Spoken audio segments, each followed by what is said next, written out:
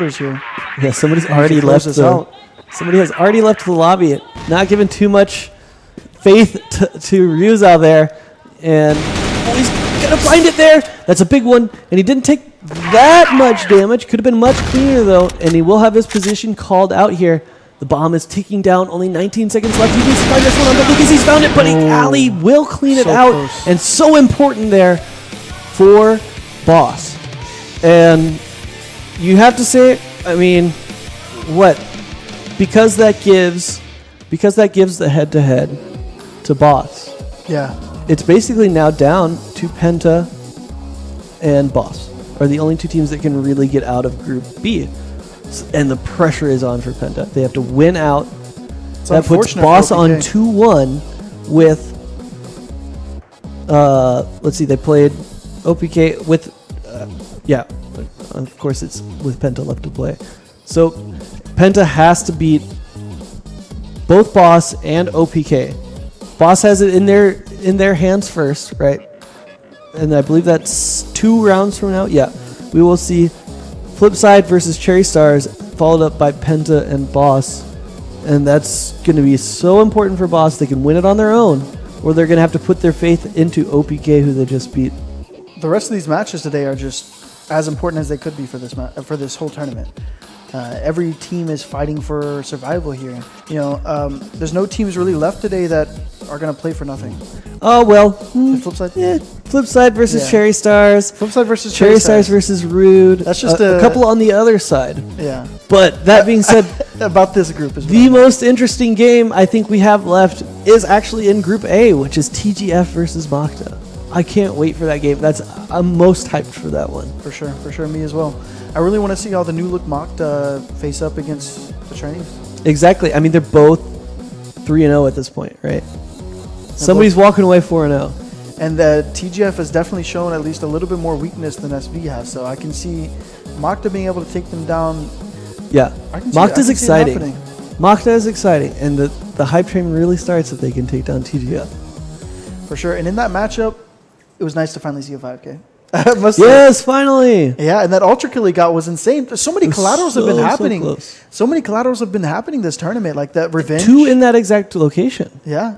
And Revenge got himself 1 earlier. That's true. And then the ZYK 4K onto port in the exact location. Yeah, and it was like a triple in basically the same in basically the same fashion. We assume. And then he got another triple collateral as well. It's just crazy. Like, I don't know. I mean, it just shows teams are pushing together, and that is actually good of them. It's no knock against the team. It's just great on the players who have been getting these collaterals. Yeah, for sure. I mean, it's really hard to not, from some angle, you will be stacking up coming out of that doorway. Oh yeah. Like, this is a very, very tight choke. That is a kill box for a reason, and it has been 100% a kill box a couple times today on port, or in this tournament on port. Yeah. It was technically yesterday, but that being said, although our next match between Flipside and Cherry Stars doesn't have any implications for the next round. Both of them want to win to prove that they're not bad, in a way.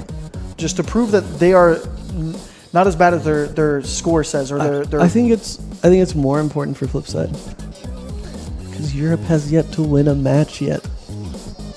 Oh yeah, that is true. Although Penta is still in it, right? Yeah. They're 0-2, but it's because they've lost to TNC and SV that they're still in it. Europe definitely doesn't want to be last in CFGI. That is for sure. It's pretty unprecedented. Europe has had, great success internationally. Yeah. Come second twice in a row in CFS. 2 different teams as well. Third last year's CFGI. Yeah. A lot of impressive performances. I mean, part of that could be from them playing in CFPL. Maybe they're, I guess the only word I can think of is ego. Maybe their ego got bashed a little bit, and their confidence is a little bit less than it was in those CFSs. Yeah, it could be. I mean, you have to say that they won't stay down for long. And again, we still don't know. Flipside can turn it around and end 2-2, which is, even though you don't advance, it's not so bad, right? And then at least you're not negative on the win-loss column. Exactly. And then if Penta goes 2-2, they can easily advance out of the groups because they will have the head-to-head. they will advance, right? If Penta wins out, they advance. And they have it all in their hands. And I can see this happening. I know I would do the same thing if I was in Flipside shoes. If I ended 2-2 and you ended 2-2 and you advanced, I'd be like, well, it don't matter. If I was in your group, I would have advanced too. The easy group. Yeah. The one with SV? Yeah, it's the easy group because you didn't have Makta. Imagine saying that. That's the thing you didn't think anybody would say before this. Yeah, for sure. Before CFGI happened. It will be super interesting. I'm certain that both teams will be playing hard because neither team has a win. And you certainly, I mean, NA didn't even get invited, so you don't want to be the next NA. Oh, yeah. Don't be getting last place. NA will trade you out. Don't be getting last place now. You might be the next NA and not get invited. All right, so that's all for this match. We're going to be moving on to Flipside versus Cherry Stars, and we'll see who can put their first win on the board after this break.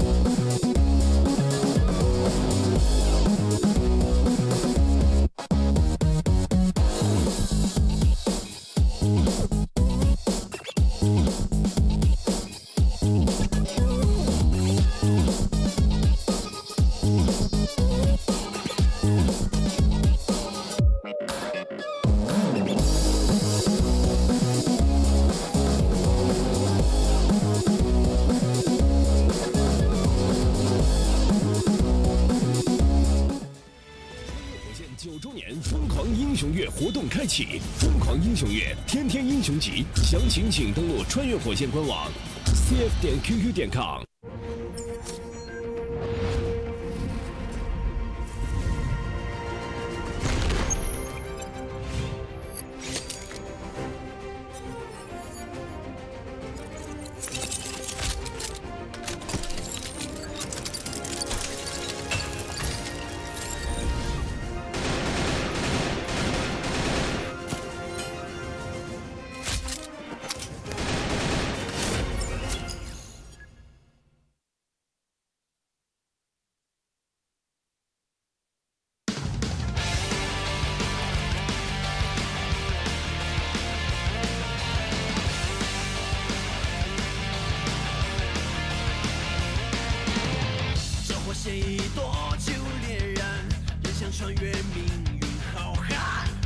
过却未曾心甘，谁叫生而为战？怎么黑色成真血染，一路穿越重重火线，从未开口说肩并肩，彼此灵魂却相连，无所谓，有所感，倔强的伤疤是荣耀，背叛不高兴，心再难，极限又来被打烂，年轻就绝不服输，我们是永不妥协的子弹，世界在手中挣扎，年轻就绝不服输，捍卫最好的梦与准时光，这一枪就改变一切，青春绽放。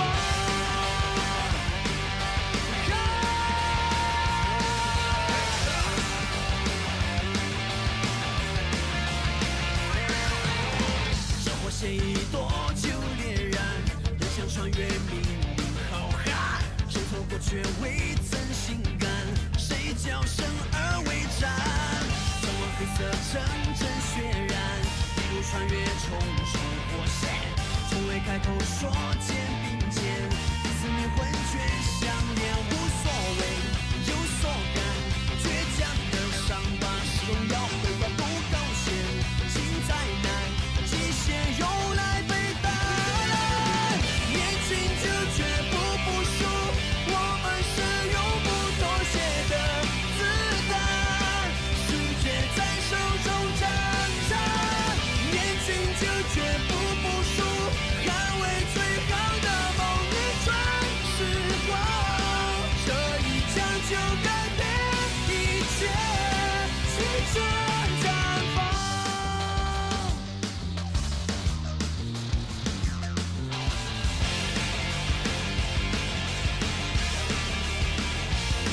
无所谓，有所感，倔强的伤疤是荣耀，背叛不高兴，心再难，极限又来被打烂，年轻就绝不服输，我们是永不妥协的子弹，世界在手中挣扎，年轻就绝不服输，捍卫最好的梦与准时光，这一枪就改变一切，青春绽放。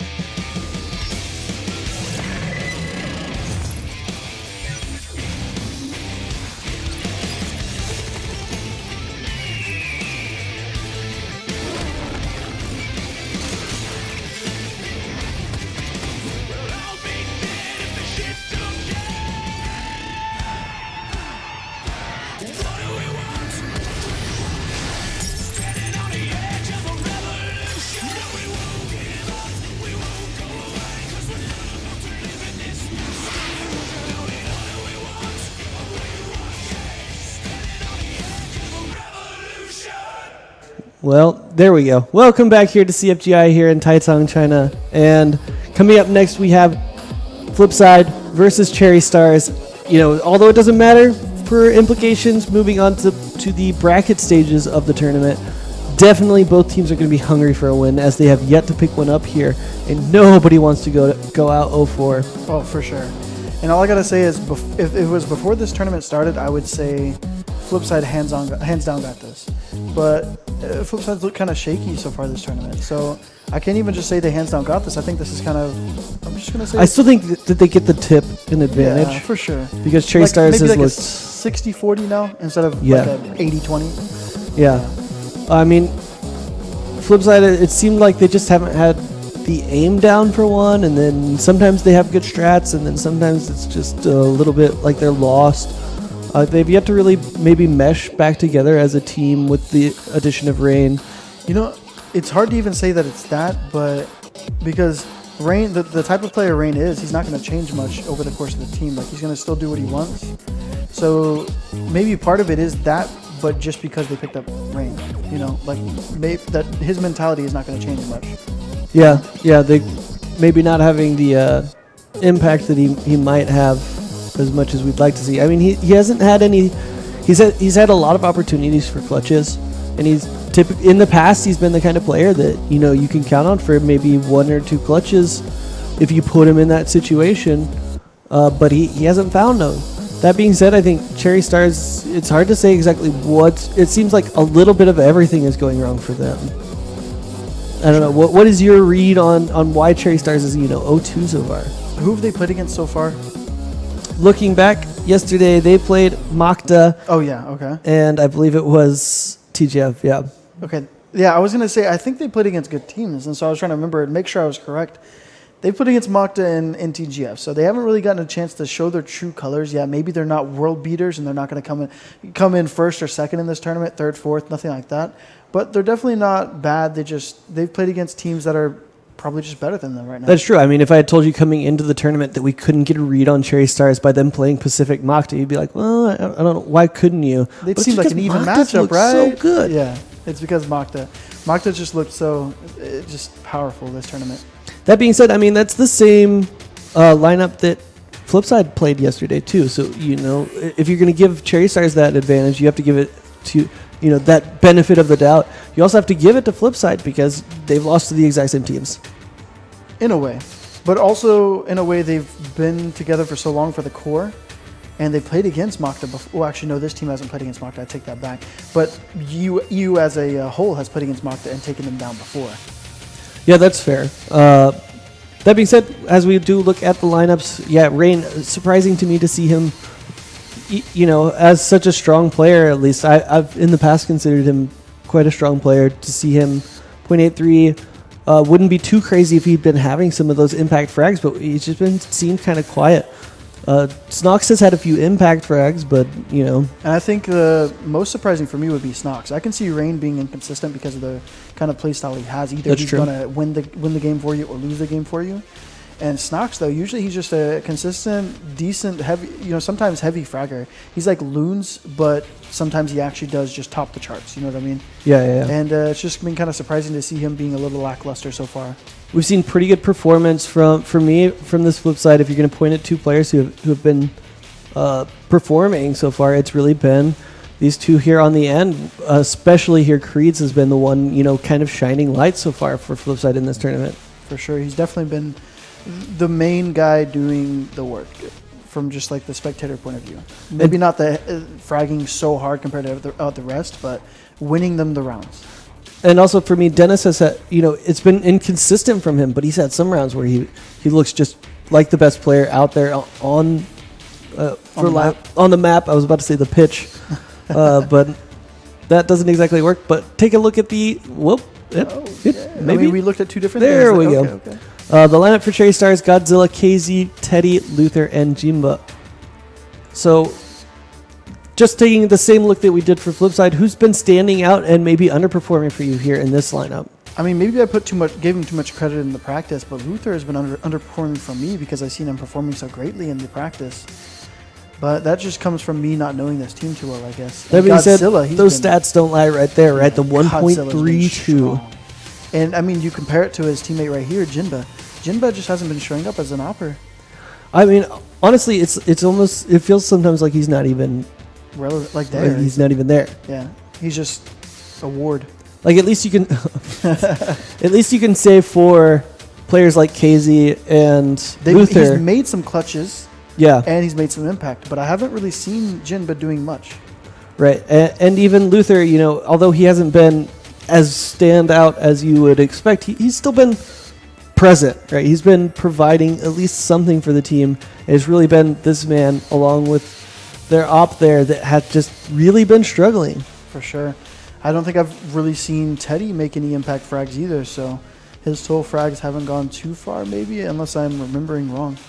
That being said, I mean, between these two teams, something has to give, right? Somebody has to come out and win this match. Can you give a prediction at this point? Well, you said 60-40. I still think F3 is going to take it. I mean, I only take things away from F3 because, okay, they played against two terrific teams. Yes, but I expected more from them in regards to Makta. Yes, Makta is looking stronger, but F3 is from Europe. They placed second in CFS. They traded out a new player, yeah, as well. But at the same time, it's a player who has also placed second in CFS and who also has played in CFPL. So it's not really like a downgrade or anything like that. And he seems like he would fit in well with their team. So I don't know. I mean, I can't discredit F3 at all. And I'm just going to still give it to F3. Yeah, we'll have to see. I'm sure Godzilla will have something to say about that, as he's been fragging incredibly well for this team. Basically, almost take any of his teammates, add them together, that's him. Like stat, if you take Jinba and Teddy, they're not even close to. They're not even above 500. And they're not even as many frags as him. I think together they would have like 23. Yeah. And he has 32. So it's really going to be who can step up for each team. Who's been? I think it's going to come down to which underperforming members for each team will bring it back. I mean, we just saw two of them, right? Teddy and Snox. Which of them is going to come out and really start to bounce back from their performances yesterday and find a way to play their way into this tournament and see if they, there's still time to come out at record-wise at that 2-2 mark and really say, if we don't come out so cold against Makta, maybe we take the win off of them and it's actually us going through at 3-1. Always good to see, I would be shocked if that man didn't have a smile on his face. Oh, for sure. He's not afraid of nothing. This man, he'd be up against 1v5 against SV and still be laughing. Which is a great person to have on your team. It's great that they juxtapose these two players against each other, because KZ is a very similar player in his ability to get excited and happy and pumped in match. Very stalwart member there of Flipside. Leader. He's leader, and as well he's always controlled. Yeah.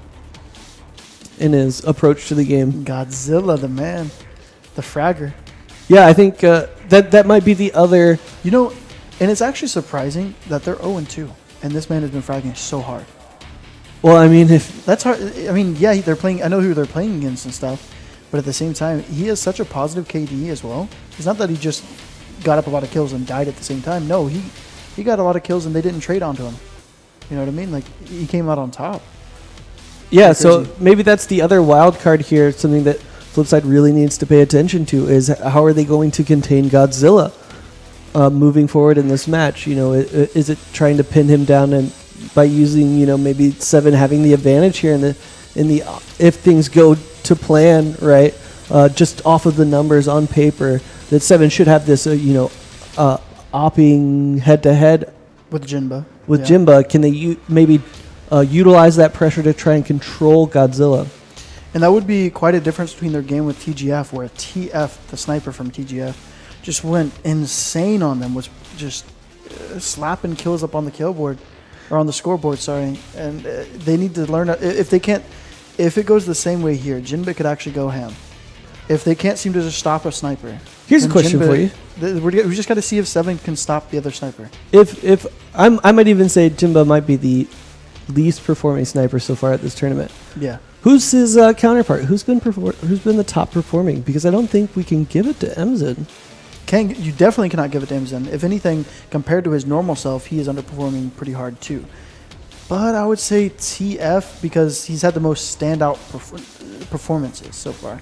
Revenge has been doing solidly the entire tournament, but it's been more of a team effort. Exactly from Makta. But as I said earlier about TGF, they're kind of playing individually right now.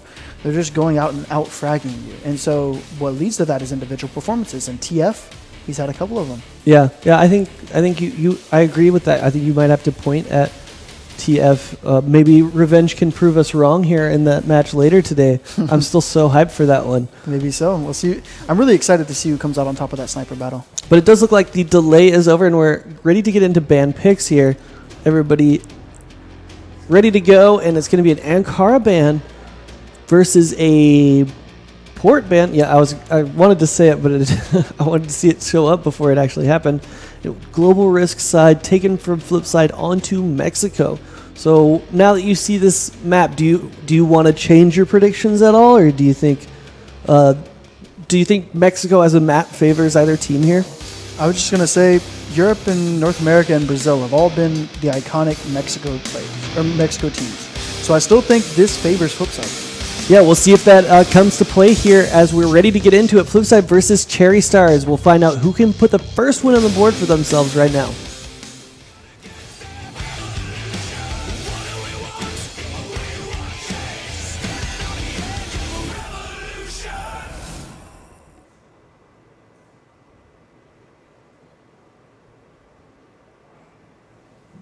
Looked for a second like we might have somebody fall out of lobby again there. But in fact, it is going to be getting into the match immediately. Cherry Stars, we'll see what their take is here onto Mexico. Attacking, almost garbled my words there, but a huge heavy stack here by Flipside trying to take mid pressure early. And leaving basically tunnels and be completely open. But we'll see if Cherry Stars is able to read this out or if they're going to try and...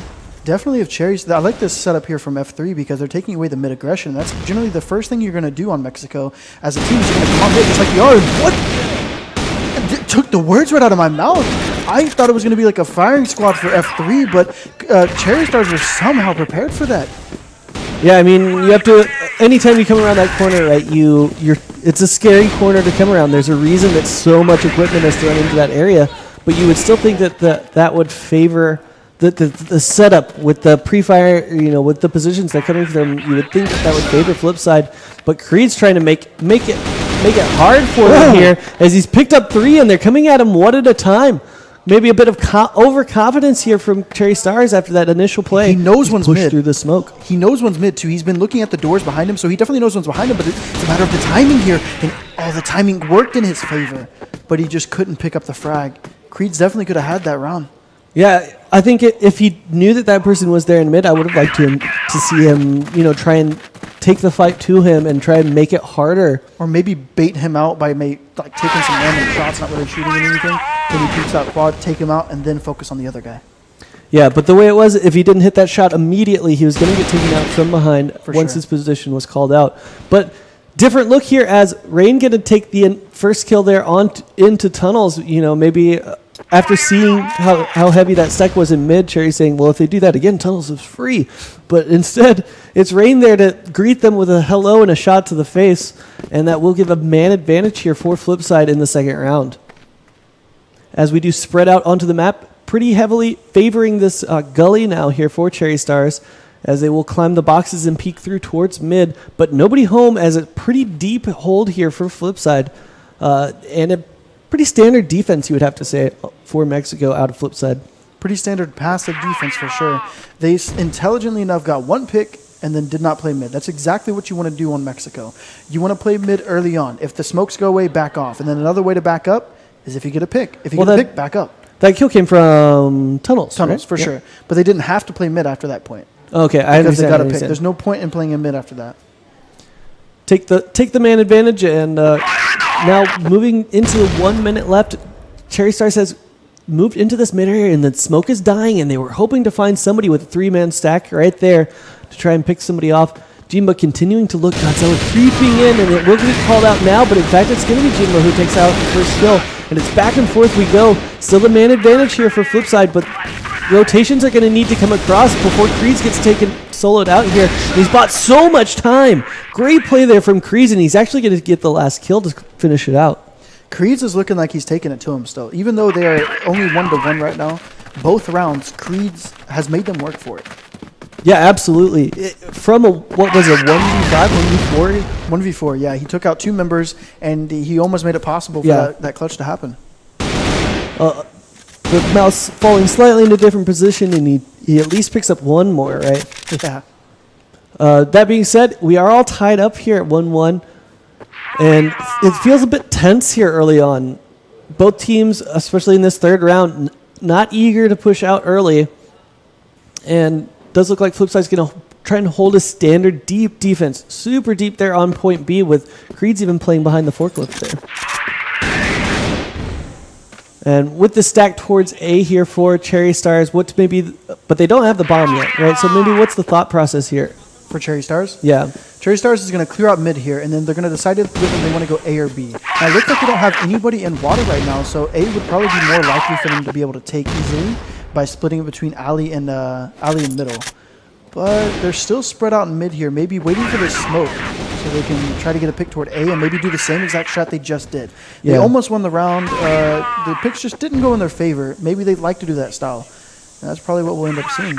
Yeah, interestingly enough, I believe Snox and Creeds traded positions there, and it's Creeds playing on the right side from our perspective, and and Snox playing on the left side. We'll see if that works out again, because it's such a huge round for Creeds. A couple rounds, but I think last round was especially important to him. It looks like they will be going down A, taking a little split. Only one in alley there. I thought they'd be more. And they catch Creeds a little off guard there after Creeds in those first few rounds being vital for F3. He just goes a little AFK and not checking his angles or something like that. And Dennis is coming back with a headshot here. There's a couple lit members. Maybe he can make this happen. Rain is still over there towards the B site. He needs to work his way toward the door and help his teammate out. Would like to see Dennis wait a little bit longer before trying to take anything here, as Rain not quite in position. It does look like Rain's trying to use him as a bait there, but nobody's home when he comes out wide, and now both positions being called out. It should be an easy cleanup here for Cherry Stars, and yeah, it will be Luther here who takes him down, and a good round there from Cherry Stars, especially on those entry frags, like you said. For sure. And I like the way they're taking A. It's not necessarily a new, fresh look on it, but it's like an old way of taking it that they're bringing back. Just only one alley and 4 coming down the ramp. I like it. Yeah, it does look like they're changing things up here, though, as Jinba trying to see if he can't find anybody down here in tunnels with that op. Does back off immediately. I don't know what prompted him to do so, but there is Rain there again, who got the better of them the last time they tried this. And he's also, that being said, Flipside completely changing up their defense here and pushing aggressively back into mid. Rain, we'll see that. Was that Rain smoke or was that Cherry Star smoke? Did you see him? That looks like it's probably the GR side smoke. So, in fact, a very good smoke then from Rain to prevent that push through. And allow him to get a little bit more aggressive and not be at risk. And does look like Flipside is ready for this mid take again. Cherry Stars maybe being a bit predictable here, as it's been a little bit of the same here. And we'll see if they can't actually find the kills this time as they come through. Lots of equipment coming through, and we'll see it is Dennis who's going to find 2 immediately before getting traded out. And into a 4v2 and 4v1 immediately. Just the firing squad you expected in that first round does come to fruition here. Sure, yeah, it does. In the third, or in the fourth. You know, I like the way they played the standard mid there, and it worked out so well for them. That means this next round, they're probably going to play mid again, and maybe play a little bit more aggressive like you would expect from the European squad. Actually, they're going to go for this. They're going for this water push here, which is not working out for them. Both of them seem to fall to Jinba. Jinba not even sniping now. And it's a good decision by him. He picks up 2 with the AK. You'd have to say a bit of a weird call there from, I don't know if that was Rain's permission given, but for 7 to try and take that trade a little bit slow and into 3 people, you'd have to say questionable decision maybe? I think it was more so Rain going a little bit too quick, because 7 did try to catch up to him, but Rain was just a little bit too far ahead. And wow, what a read from Godzilla. Hard read. This is the reason why Godzilla is such a heavy fragger. he's making these insane reads here. And they're going to go and take this free open A side. And they seem to know where Creeds is. Creed says, not again. Going for a Guys, battle with Jinba here. Come on. Cut me some slack here. Give me one where there's like 2 people and maybe I can do it. But if it's 5 and 4 every time, what do you want from me, man? I can't do that. What do you want from me? Indeed. It's a good song. It is a good song. I'm a fan. And again, as per usual, actually going to charge through. And no equipment coming over from Penta. Just completely giving up mid. And looks like Cherry Star's trying to work this quickly and onto the B side. First B take we've seen from him. And Dennis just so well to pick up 2 there. And 7 going to pick up another one, completely stuffing this push. And it's so slow now. And wow. Back and forth. There's no close rounds, it seems like. I still like that from Cherry Stars. Not many people do that, and it does take teams by surprise. The thing is, they're ready for a B push if they're not playing in middle.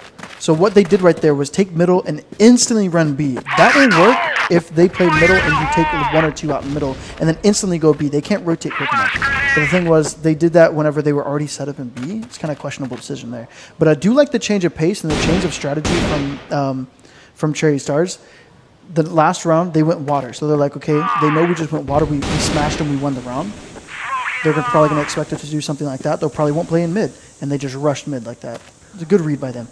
Yeah, I think one thing I always find important about playing Blacklist on Mexico is you have to force teams to respect both water and B side takes. A is definitely the easier side to take, the easier side to keep. It's also common. Right. You got to make them fear something else. Right.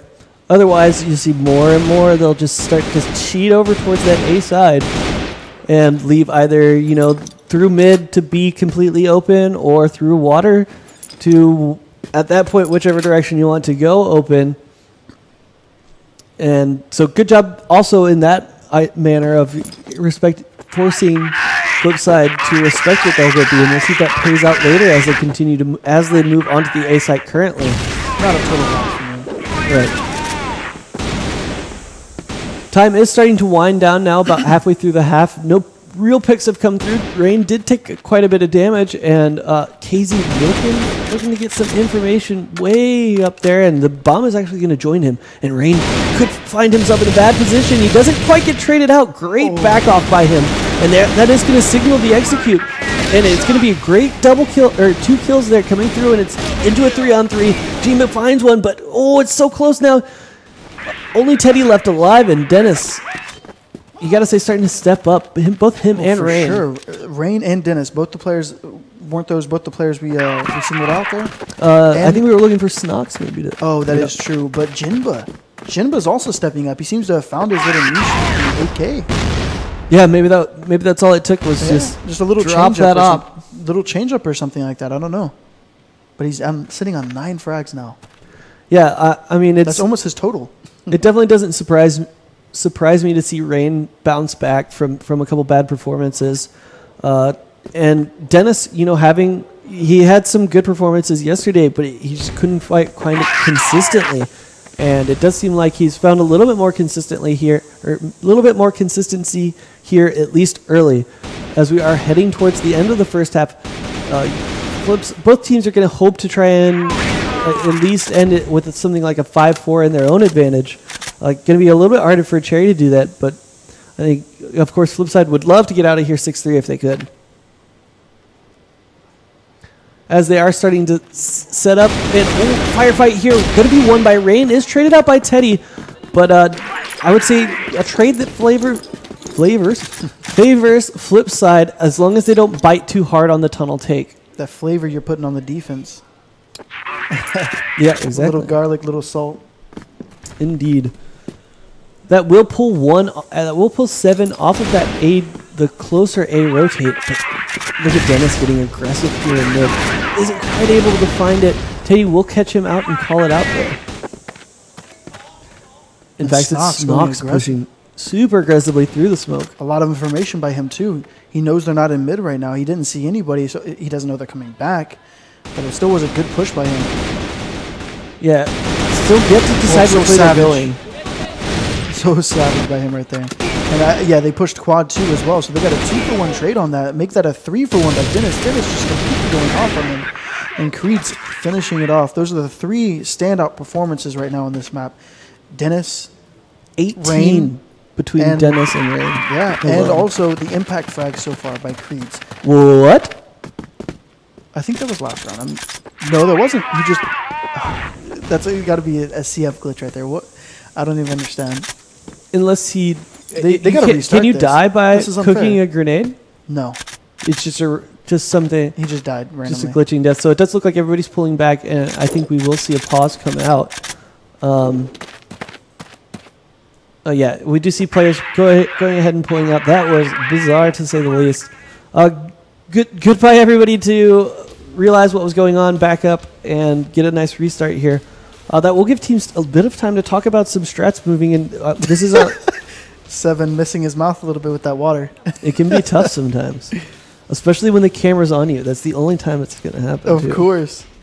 That's funny. So last round, right, you have to assume that with, a bit of a pause coming in and a little bit of time to talk about it, you would expect a set piece, right? From Cherry Stars, of course. Right. I mean, with the way Flipside is playing now, they're playing off of... They're kind of playing a little bit random, though, in a way. Like, it's hard to predict what they're going to do. So, I don't know if you would see a set piece unless it's just a set piece toward A.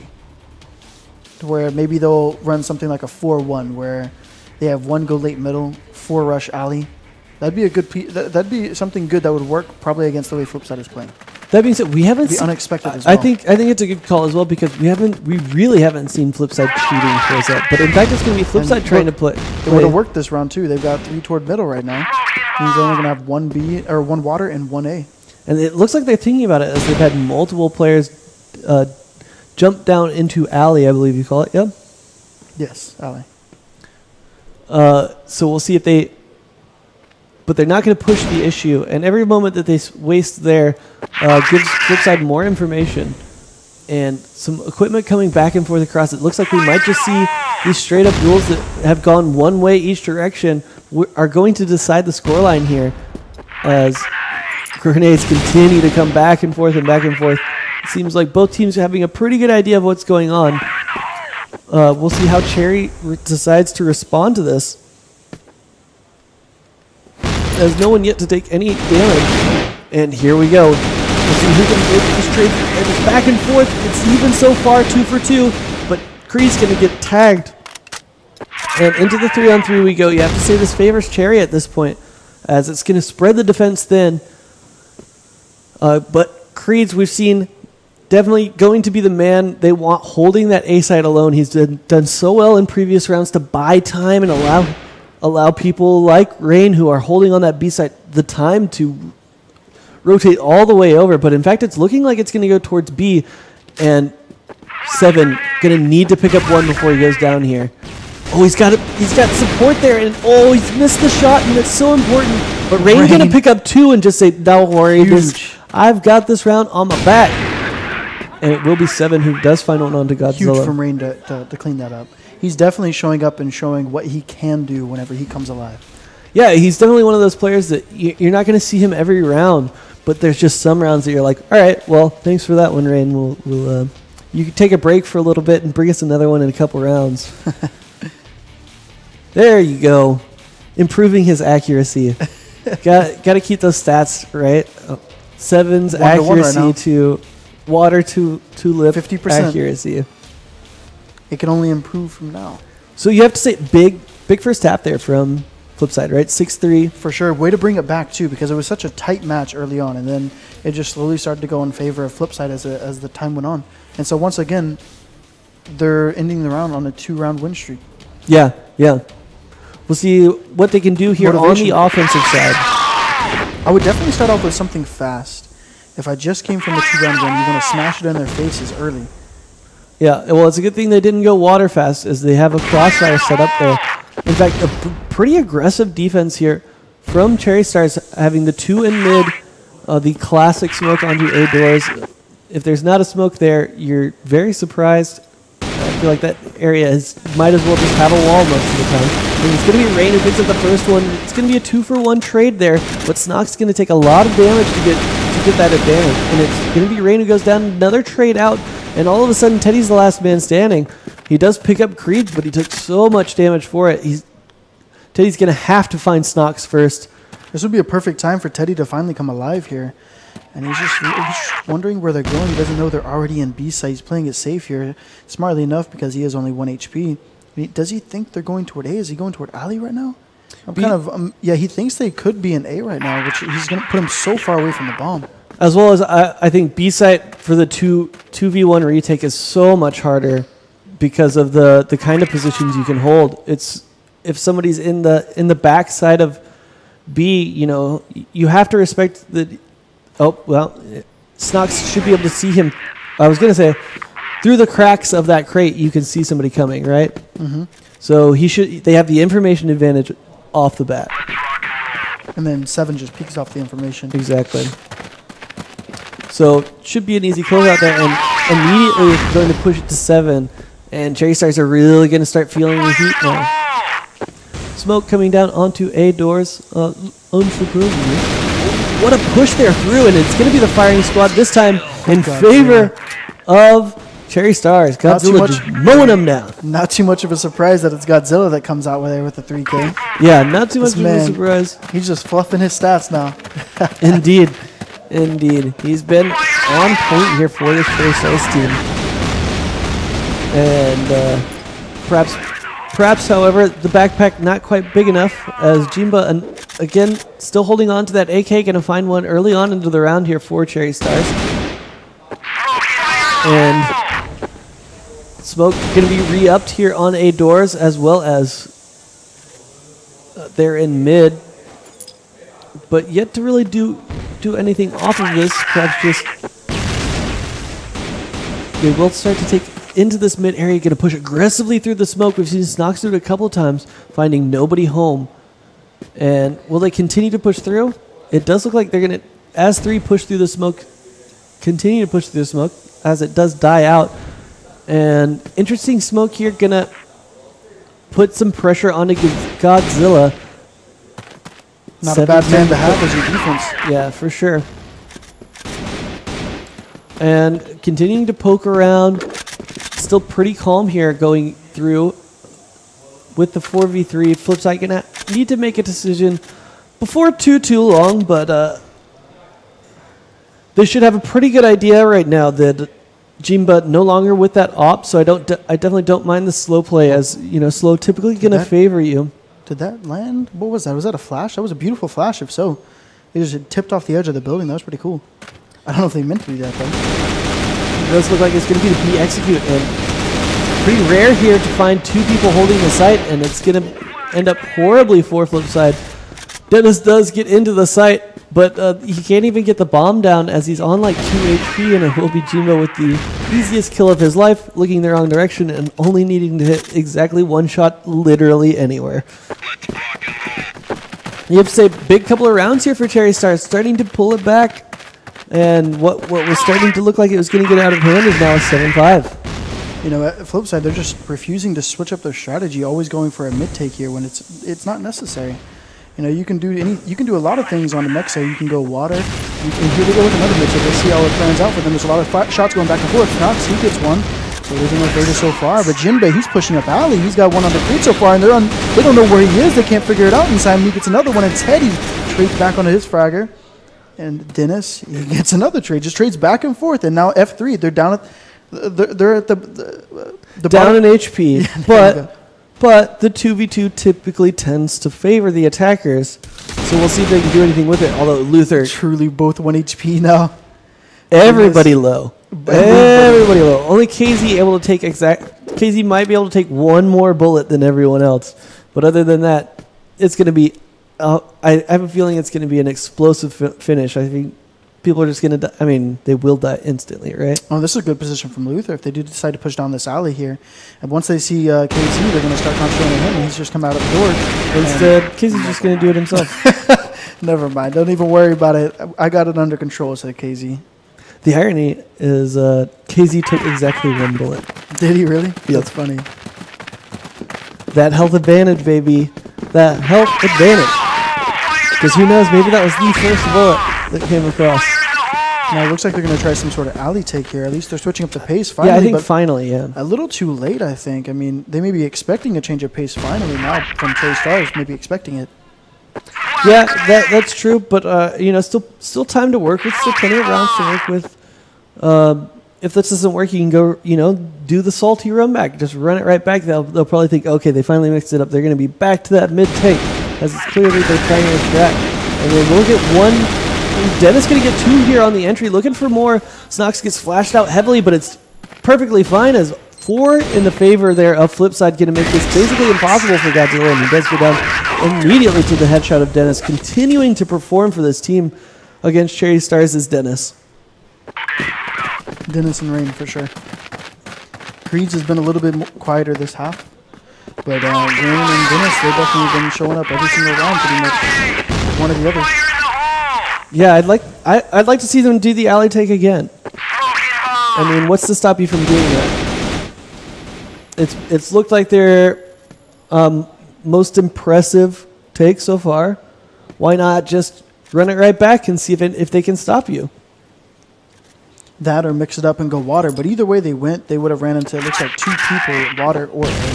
So them going into mid right here is their safest bet, even though it really doesn't gain them anything. Well, it does gain the information that, hey, nobody's in mid, right? That is true. But yeah, I mean, we've seen, I mean, this is a pretty classic hold. Well, actually, a pretty aggressive hold there from Teddy as far as A positions go, right? But it does look like we might see the B take again. In fact, it's going to be 4 heavily onto B. What a great flash there from Godzilla. But he was unable to find one. But Luther does find one with a bit of a surprise. I don't think they were expecting the rotations to come across this quickly. I would really like Seven to slow play this. See if he can... Yeah, I think you still have a minute on the clock. I think you just don't plant. No, don't do it. Yeah, go around. Start hunting. Find somebody before you plant, I think. I don't know. How would you take this? Yeah, as soon as they plant, they're going to start peeking like this. And so it was a bad idea from the plant early. I would have opted to go alley. But then again, it's hard to say what I would do because if they know I'm in B, they might. I think they might be expecting me to come up alley. So they may be in a position where I can't frag them.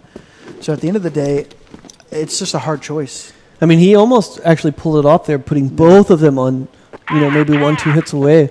1 hit center core away from turning that in his favor. So almost there by 7. I still think personally, I would love to see him slow play it in some, you know, even if it's not the alley play, you know, looking maybe for just going alley and sitting there waiting for somebody to push right, up. Right. At least making them guess a little bit. That being said, Flipside's still holding the advantage. They're 1 away from putting it on to match point. But Cherry Star is slowly clawing their way back into it. A nice pick there from Dennis onto KZ. Gonna give them the man advantage, and they're not going to be traded out at all, it looks like. And again, Flipside going to take mid control here. We'll see what they opt to do with it this time, as there's no smoke on A doors, and that could have gotten dangerous. Does Dennis have the Brazil backpack on? He might. But either way, it looks like Vietnam is expecting them to go ahead and go toward that A site this time instead of the opting to go for B. They're kind of stacking toward A. I mean, it's completely open. I mean, technically, Godzilla will see them rotating across, and in fact, he's going to take up a more defensive position as that smoke comes out, closing off that angle for him. And it looks like maybe a split A and B together. The fake toward B, and now they're going to hit A. But at the same time, A is still stacked. Bite. In fact, they did the opposite of biting. They're reading out the fake as Godzilla rotates quickly across, and Teddy picking up too, and looking like this round going to go super cleanly in favor of Cherry Stars, and 4K there for Teddy.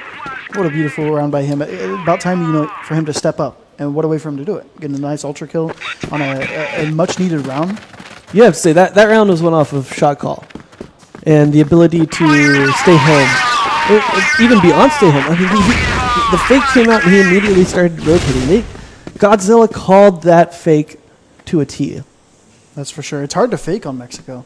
Unless you smoke off the entrance itself and they're in there, then they can't see anything. And they're like, oh, they may be coming here, I don't really know. So it's hard to sell a fake on Mexico. But I don't know why F3 haven't done it yet, but I haven't seen any water plays from them. Yeah, I mean, I think it would be as nice we were for them to saying, mix you it know, up you a gotta force them to respect that play. But it's too late now. You got to go with your whatever you think your best strat is. I think at this point, when it's 8-8, and you need at least one more round on the board. And this is actually a really good play from Cherry Stars here. If F3 opts to go mid, then as soon as they're taking mid, Cherry Stars can come up right behind them because, look, they're not checking the back anymore because they're busy taking mid. So Cherry Stars, yep, they're on the move now. This should be a great flank from them. And Luckily, they get 1 kill. Luckily, Rain was in good position there, actually. Did get taken out, but will Saves prevent the team. further casualties. And leaves the round still takeable here for Flipside. And, oh no, again, it seems like every time Flipside thinks about going B, there's 2 members there to stop them. And it will be Luther picking up 7, and it's looking for all the world like Cherry Star's going to take this to match point. Ooh, what a shot there from Dennis, though. Creeds, let's see it, buddy. You couldn't do 4. You couldn't do 5. You couldn't do 4. What about 3? Come on. It's a possibility here. Doesn't quite hit that shot onto KZ, but will Godzilla be expecting it? Ooh, just barely getting. Yeah, good play there from Cherry Stars. Here, The collapse. that's got to be Where he had to go. Godzilla calling out the flash, right? And then immediately they start moving in on his position. Good clean end there from Cherry's. Stars just need one more on the board here.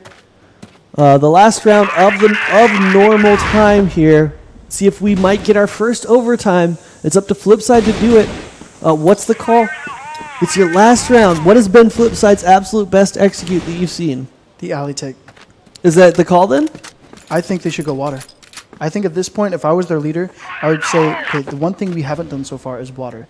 So if we go near water and listen to see if they're in mid, they would hear right now Cherry Stars is not in mid. So what Cherry Stars is not going to know is if they're in mid. So smoke out mid, walk water, come out water. That's what I would do. That being said, Luther's there respecting the water play. Maybe that doesn't matter though. You can take him out. The thing is, you can send 2 in mid, 3 water, make noise at the quad, and then they would start to stop. They wouldn't look at water anymore for a second, and then water can come out and mow him down.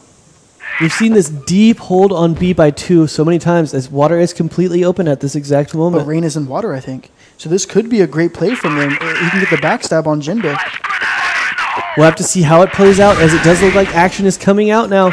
And just buying time there, KZ going to find it onto Creeds though. I like this. And they've pulled the rotate. Is it too slow now though? The backstab is looking like it's going to come in from Luther. He's going to get traded out immediately. But a little bit of chaos as they don't know where Jimba's coming from. And Jimba playing it slow, keeping, I think, Flipside in a really tough position here. They need to pick a direction and go immediately. Trades continue to come out. Now it's a 2v3, and they're stuck there. Where Teddy is off on a jaunt here. And Dennis thinking about taking it that way. Rain thinking about going the other direction. They feel pinned down here, Flipside. There's not much they can do. How are they going to get out of this situation? I think the only option is for them to. Well, they have 30 seconds left. I was going to say go water, but they don't have any time. I think they need to go A. They need to make the decision that, okay, there's 1 in B. We heard 1 in A and 1 middle. So what they're probably going to do, what Cherry Stars has been doing this whole time, is gathering up. What they decide to do is go B, and they're just going to hit a firing squad. Oh, but that's such an important grenade. He's only got 5 seconds. Can he get the plant before they close in on his position? He will. And can he do what? Oh, he just barely misses the head there of Teddy. He's looking for it again. He's got 1. It's down to the one-on-one. KZ on such low health, but he might have the jump on him here. Oh, he's read it out here, Rain. Oh, he's back and forth. He can't decide which direction he's going to come for. He's got to pick a direction to watch here, and he finds KZ. Oh no, he's out of bullets. He goes for the full reload instead of pulling out the pistol. Is KZ defusing? No, he's not. There's no way that Rain can't hear that. He's looking for the poke between the boxes, and there it is. Great play from Rain to force the first overtime here of CFGI. And you can see it on his face. He glad to have pulled that one out. Immediately followed by a smile. The exact first. That's Rain in a nutshell right there, right? And what a way to end that first. What a way to finally move into our first overtime. A great clutch there by Rain. I think that might be the first clutch we've seen the whole map. Really, people have been closing out games closing out rounds very cleanly. That was great play all around from both teams, honestly. Cherry Stars, it was really good to see just the variety of things that they could seem to do. For a second-place team in Vietnam, they look really clean. Yeah, you have to say, I mean, both bosses look good too. They put themselves in a great position. We'll have to see. Rude has also looked good. Yeah, yeah. We'll have to see. Oh, I thought you were mentioning second place. I thought you were mentioning second place as I didn't hear boss. I thought you said something else. Technically, I mean, Flipside is also a second place team. Oh, that is true. And both of them have looked pretty clean here. And it will be Cherry Stars back on the attack here, right? 4 is the number you're looking for to win this overtime. If we're still tied after that, we get to go to the golden round, baby. And on Mexico, whew, what a map to have. Yeah, it's going to be explosive, and that's for sure. I mean, it's been explosive pretty much the whole time. And boy, was that a nail-biter round. The way that one progressed last round, where they ended up, tied down in between both A and B points. It does look like Cherry Stars going to look to play through water. We've seen Rain make some good plays here before. We'll see if they just start poking around. But 2 members here to try and fend them off, and 7 will be here for the crossfire, but going to get taken out immediately. Trey's coming across, but Jinba with a nice double kill, going to be answered by 2 double kills. Oh, double kills everybody. Everyone gets a double kill. You get a double kill. You get a double kill. Dennis still alive, looking for 3 on the round. And somebody's going to get 3, I guess. But Godzilla, great to get a nice tag there with that grenade. Going to even things out almost equal as far as HP-wise. But time's starting to wind down. I don't know if Flipside knows that they should know the bomb is down. Whoever got that kill should have called out that the bomb is down, and actually it's going to be Dennis getting the outplay of Godzilla there, getting a free kill onto the back. And it just, of course it's Dennis that wraps it up for them in that first round of overtime, because he's been the one just showing how good he is this entire match. He's been stepping up to the plate every single half. Yeah, it's definitely who you would have to point out as, who's the best player so far today for Flipside has been Dennis, hands down. Apart from, Rain, Rain was a little quiet the second half until the very last round there, but he still clutched that out, so you give him a lot of impact. You got to give him a lot of impact for that half because he clutched that out. But in the first half, he was unstoppable. He had, I think, 13 kills or 12 kills. Yeah. Dennis definitely been playing out of his skull so far in this match. We'll see if he can keep it up because his team needs it. See if they can get out of this side 3-0. But not if Cherry Stars has anything to say about it as they start to move into mid. Smoke still pretty heavy there onto the A doors. We'll see if they just try and use that as it's dying out, as Jinba is back on the up, and they have used that strategy when he has had that in his hands. As it does look like he is looking through mid here. This will be a little bit of a surprise here for Flipside. They haven't seen an op so far this entire half. Great defensive smoke, Luther, but instead it's going to be what a shot. What a shot by Luther. It was probably 7 that threw the smoke, and then he got caught I think as it he was trying to fall back. Ooh, holy moly. Got made. I thought was that also a bullet? Because that was more than 55 damage right there. Dennis going to take one onto KZ, though. Going to even it up, and Cherry Star is probably not going to have any idea that Snox is tagged so heavily. Ooh, going to get a glimpse onto Creeds, and again, Creeds goes down like a sack of rocks from that exact same position. They're onto the site with the bomb. They've yet to place it, and Rain again with a double kill, looking for more. Can Rain get this for his team? It's Rain and Dennis left alive, the 2 heavy fraggers this entire map. It wasn't Rain win a 1v2. He's already done this once, but he cannot do it again. Teddy closes it out for his team. Yeah, definitely. You'd have to say a better take there together, and from 2 angles, really hard for Rain to close that out in any sense of that, any sense of the word. Into the final round with Cherry Stars on the attack here. 1-1, all even, and a bit of a slow start here, grouping up outside around prep, and Smokes. As always in Mexico, it just feels like there's perma-smoke everywhere on the map sometimes, So what are you going to call here as the Cherry Stars move towards looking like maybe that kind of split that you were talking about with multiple in the water and 2 moving in towards mid?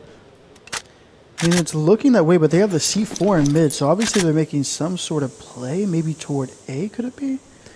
Trying to maybe water. Maybe not going water, though, because it's kind of strange that they would have the C4 in middle. You'd want to take it with the mass of people, you know? So they were clearing out water. They were just clearing it out, yeah. So they cleared out water. They're maybe going to leave one there, but no, actually they're going to... No. I don't know what they're doing here. But if I were them, I would just play this round steady and careful and exactly what they're doing. Yeah, I think you start to see no risks. You start to see a lot more passive play the further you go into overtime, as you know, every mistake might be your last. And it does look like they're cheating towards B side with the bomb, but it could easily go either direction here. And it does look like an A hit after all of that, but very standard. I mean, Flipside going to have a really good chance of repelling this. As time starts to wind down, they're going to have to make a decision soon. And a great flash, they're going to buy even more time for Flipside. And Jimbo, look, he wants the pick so badly. He's pulling out super wide. He's going to need to find it, and he does. Unfortunate by 7 there. And Jimbo, he's coming alive with 2 of his own. Let's see if he can clean up Snox here. But no, Godzilla takes out Snox. And now they have the A site clean and dry. And who but Rain and Dennis left alive to try and pull this back from a 2v5? Dennis starting to poke around. It looks like they're going to decide to come from the same angle. And Rain, you know. No chance there. That was such a hard thing to do. Take back A site 2v5 on Mexico. So difficult. Yeah, I agree. And that will give Cherry Stars the advantage moving into the second half, but still so tight here. But I think especially because it's overtime, you have to give maybe even a sizable advantage to Cherry Stars. I think it's all pretty much on any map. It's easier to defend in overtime. Oh, for sure, because the playstyle is going to change, and what is good on T side of Mexico is aggressiveness. Mm-hmm. And they're going to be more passive for sure. Flip side, they're going to want to grind out these rounds. They feel like they need to be careful and not get picked off, and so they're going to play a little bit slower now, and the GR is definitely going to be favored in that case. I would really like to see the A alley hit immediately at pace from Flipside in the first round. It would be nice, but from the way they looked like they were playing the first half, they didn't seem to realize that they could do other things other than hit mid. Yeah, that's a good point. It was a bit stale from them. Yeah. And even it just wasn't necessary for them to keep hitting mid, even if they were playing mid or not playing mid. It doesn't matter. You just need to change up the pace a little bit. You need to make them scared of something else other than you going into mid. Yeah, I mean, they tried to hit B a couple of times, but for somehow Cherry Stars kept reading it out. And, you know, you only expect one person on the B side when you take it at pace, right? Which they were taking it at pace, and they were smoking off the rotations. You know, you definitely don't expect someone to be there, and they got caught out by it multiple times anytime they were trying to go to B. So good on Cherry Stars to find a way to read that out. And also add on to it, the one time they did have somebody water and they took B, yes, they did win it in a clutch, but the fact is they won the round. All the other rounds they went B weren't even really close. They were just getting mowed down. So maybe they realize that. They're talking a lot right now. So maybe they'll realize, hey, we never went water. We didn't ever test their water. The one round we went there, yes, it was with one person as a lurk, but it succeeded. We got out and then things got weird. Yeah, and then things got weird. So hopefully they do something with either water or alley, and you know, you can have one late mid. That works perfectly because you can pick off the mid rotations, but going 5 or 4 mid again, I don't see how that's going to work out for them. It wasn't really working out for them in the first place. Maybe that's why it works, though, right? Because you know, as Cherry Stars, you have the same things going through your mind, man. We were stomping them every time they came through mid. They're going to change it up here. Overtime's going to look different. I'm sure of it. But at the same time, if you're Cherry Stars, you know, I've been in this situation before where you're up in overtime. You don't need to take any risks. You're already up. Yeah, you're only up 2-1. That's not a big deal, but it's a big deal in overtime. Yeah. And so what you'll do is you'll look at it and you'll be like, all right, we don't need to take any risk here. Let's just go back to what was already winning us the rounds. And that's what Flipside's got to realize Cherry Stars is probably thinking. I expect for me, if I were Cherry Stars, I'd be holding one in the warehouse on A, one behind the forklift on A, one watching water, or one in rotate, one by the doors of A, able to rotate to help water, were able to immediately get onto the site. You know, just the standard deep hold. One watching water, One and then snake one at- on the at- B at the site. Pickle, snake, whatever you want to call it, back near the boxes of water. Yeah, yeah. Then definitely one in B site, so you can have quick rotations anywhere. And yeah, And just say, that is beat probably how they the will play. standard. Beat the standard deep hold defense, and then we'll do something. But the onus is now on you to win flip side. And then, in reflection of that, what Flipside can do to punish that is you got to realize, okay, they have 2 water, they have 2 A. So you can't just smash into either place. You can't smash B because they're going to have such quick rotations and pick you off as you're crossing, and you can't 5-man smash A, most likely, because you're coming down too many little corridors with too many people sitting there waiting on you. So what you got to do is you got to mix it up a bit. You got to send maybe 1 water late to lurk because they have too many people near water that are going to rotate off immediately, and then you need to attack A or B with the rest. So I would say maybe like 2 alley, or no, let's do this. Let's say 1 alley, he gets pushed up. He gets all the way to the sand stack, right? And then he gets ready to flash either A or he flashes water, okay? Mm-hmm. And then you can have 1 water and 2 in middle, right? Yeah, yeah. Then you take A site with that and then have 1 late lurk water. And he picks off the rotations as they're coming across. Even if they know he's in water, the thing is they can't leave him alone because the threat is there. Right, exactly. The pressure is put on. They can't just walk for free across that. Exactly. So then you have like area. a 4v2 in A site itself. Yeah, we'll see how it plays out because, you know, there's a reason why the standard deep is so good is because that is a complex You have thing to to do a pull lot. off. There's a Yeah. lot of steps to take into account. So I mean, even if Cherry Stars says they can do this, I would still do it. As they prove that you can do it, beat me in this fashion, and then I will respect that. Yeah. Okay, we got to do something a little bit different, but there's no way I'm playing anything but the deep standard as Cherry Stars. For sure. And if they do play that way, then Flipside can do what they did that one round where they won. 1 water, 4 go B. Yeah. We'll have to also do see. We will wait no longer as they tease us for a minute there, but we are into it now. Sides have been switched, and Cherry Stars not listening to me at all as they play aggressively into mid before backing off immediately and making a double liar out of me. But they are still playing Godzilla pretty aggressively. Look, just trying to get some information. He's going to back off and starting to look like a 3-man A stack here. So we'll have to see what happens here with Flipside. And we do see somebody, it is Rain there playing in water, like you said. And in fact, the bomb's starting to swing over towards his direction.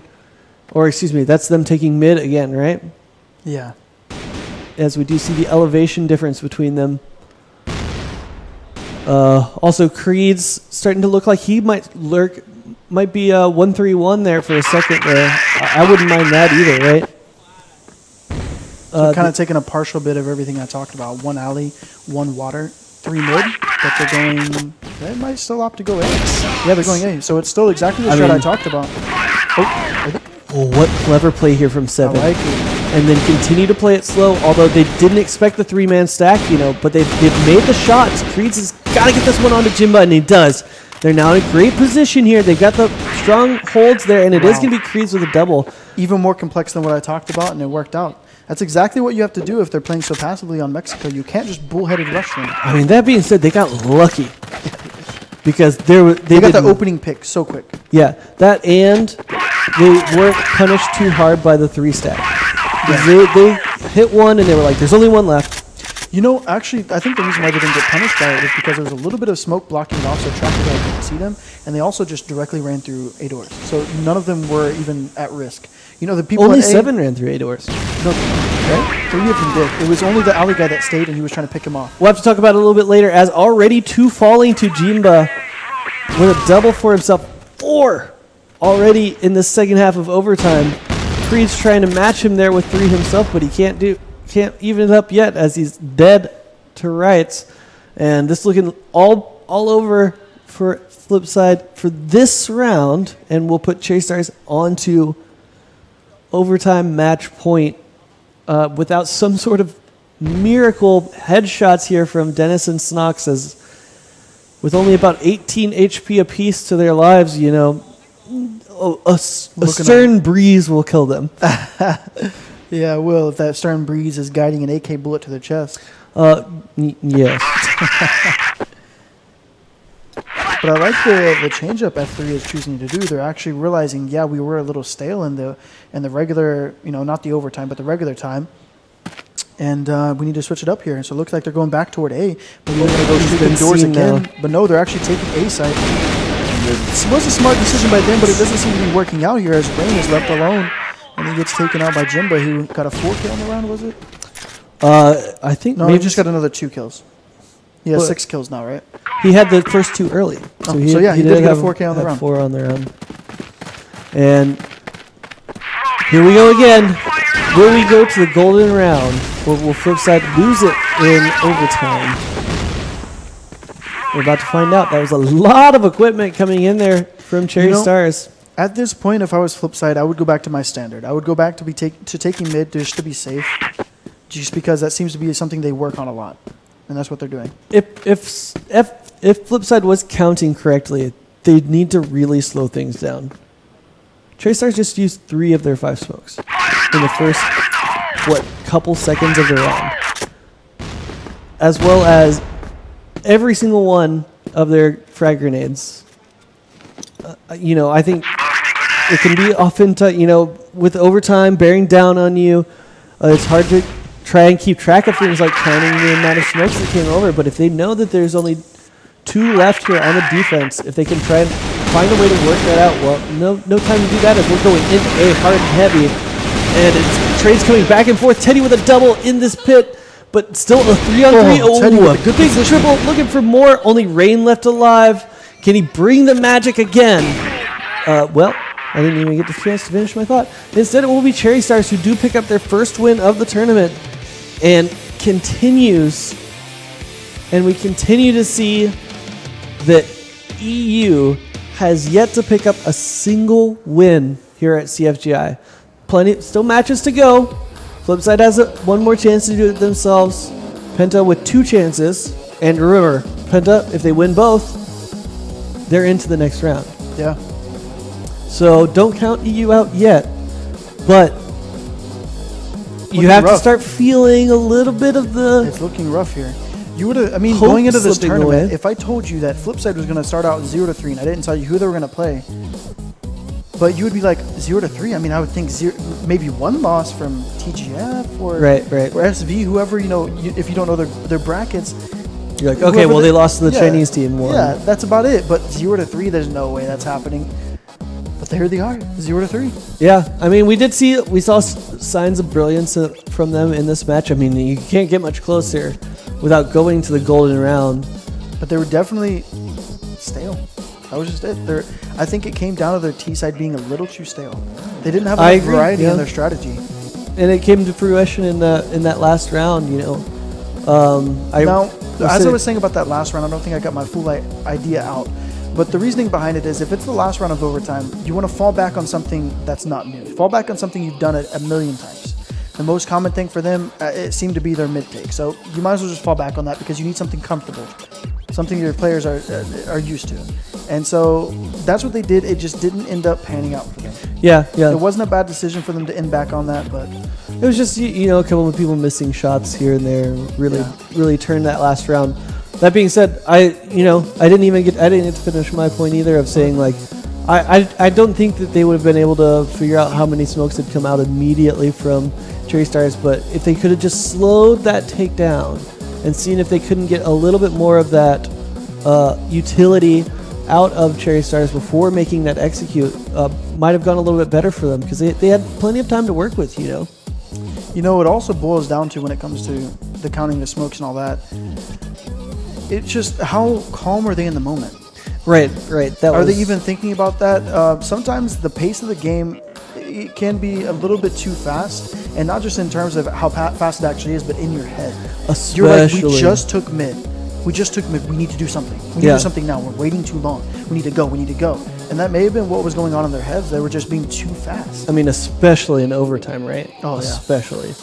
You saw Cherry Stars slowing it down. Yeah. That being said, Flipside, no. Good on Cherry for pulling out their first win. Fantastic. It was great team play from Cherry. Godzilla stepping up yet again, not a surprise. Yeah, he's definitely a player to watch moving forward, although Cherry Stars, even with that win, aren't going to be able to advance themselves into the next round of play. Cherry Stars will be somebody to watch moving forward. It's just a talking point for them. Like, hey, we didn't go 0-4. Exactly. And they still have, they still have one more left to play against Rude. That'll be a great matchup as well. Yeah, it will be interesting. I think Rude has looked better than Penta in their losses. Better than Flipside? Excuse me, yeah. Flipside. Yeah, for sure. Flipside have just looked kind of shaky. That's all it is. I don't know what it is about them. Maybe it's just this tournament. They just don't have a good mindset about it or something like that. They weren't fully prepared. I guess that was... But Rude just looks like they're fully prepared and they're coming to play, but it's just not working out for them in the end. I guess they can't close out rounds. I guess I was... Sorry. I keep trying to talk over you. I guess I was getting ahead of myself because Penta's actually our next matchup. Yeah. And this one's going to be incredibly important, so don't go away. We're playing Penta versus Boss. Penta, to keep their tournament hopes alive, they need to win too. They need a win. And also... And they had to start it here with Boss. Yeah, and also if they lose one, that puts whoever they lose against into the second spot, right? If Boss wins, they are automatically through, right? And if they lose here, they have to hope that OPK wins to put Boss through because they have the head-to-head. We'll find out who it is after this. Let's go ahead and take a break.9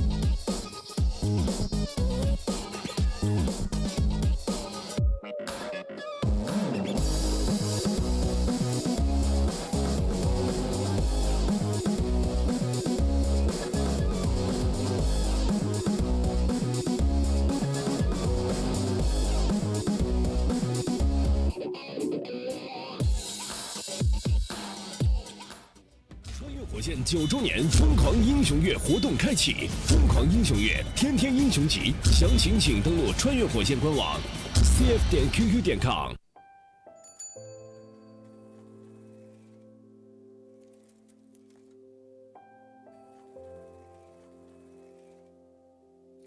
忘不掉的是初心。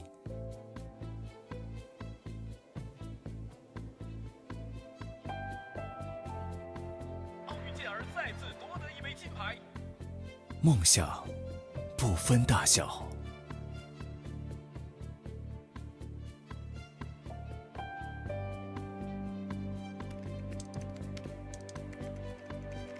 从来不懂放弃。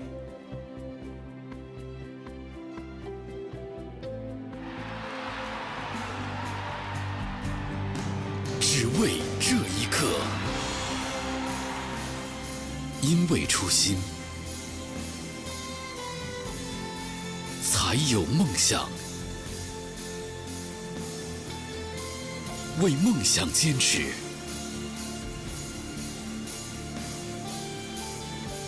抵达荣耀之巅。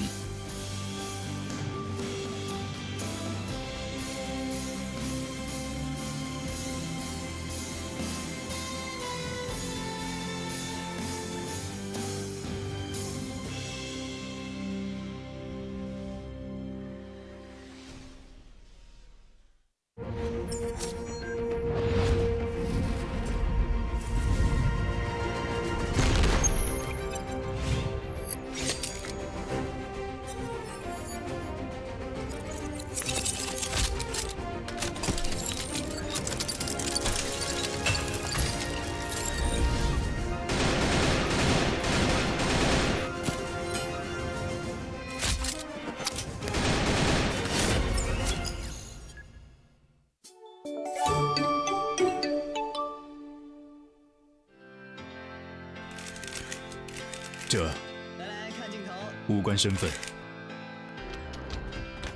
无关性别，无关分数高低，无关内敛还是耀眼，无关体重，无关收入多少，无关命运、选择、前途、希望。这只关系到每一次，当你准备战斗，等待最后的读秒，你是谁？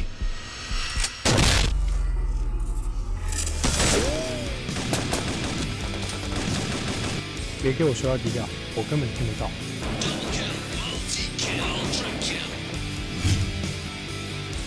想跟我讲什么战术走位，你最好先追上我。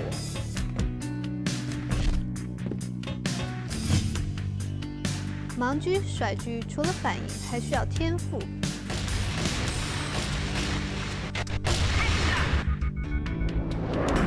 感觉来了，枪枪都是黄金爆头。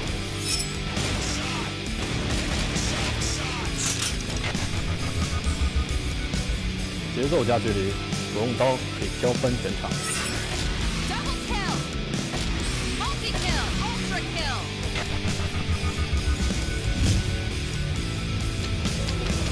在我的世界里，做不了最好的，就做最屌的。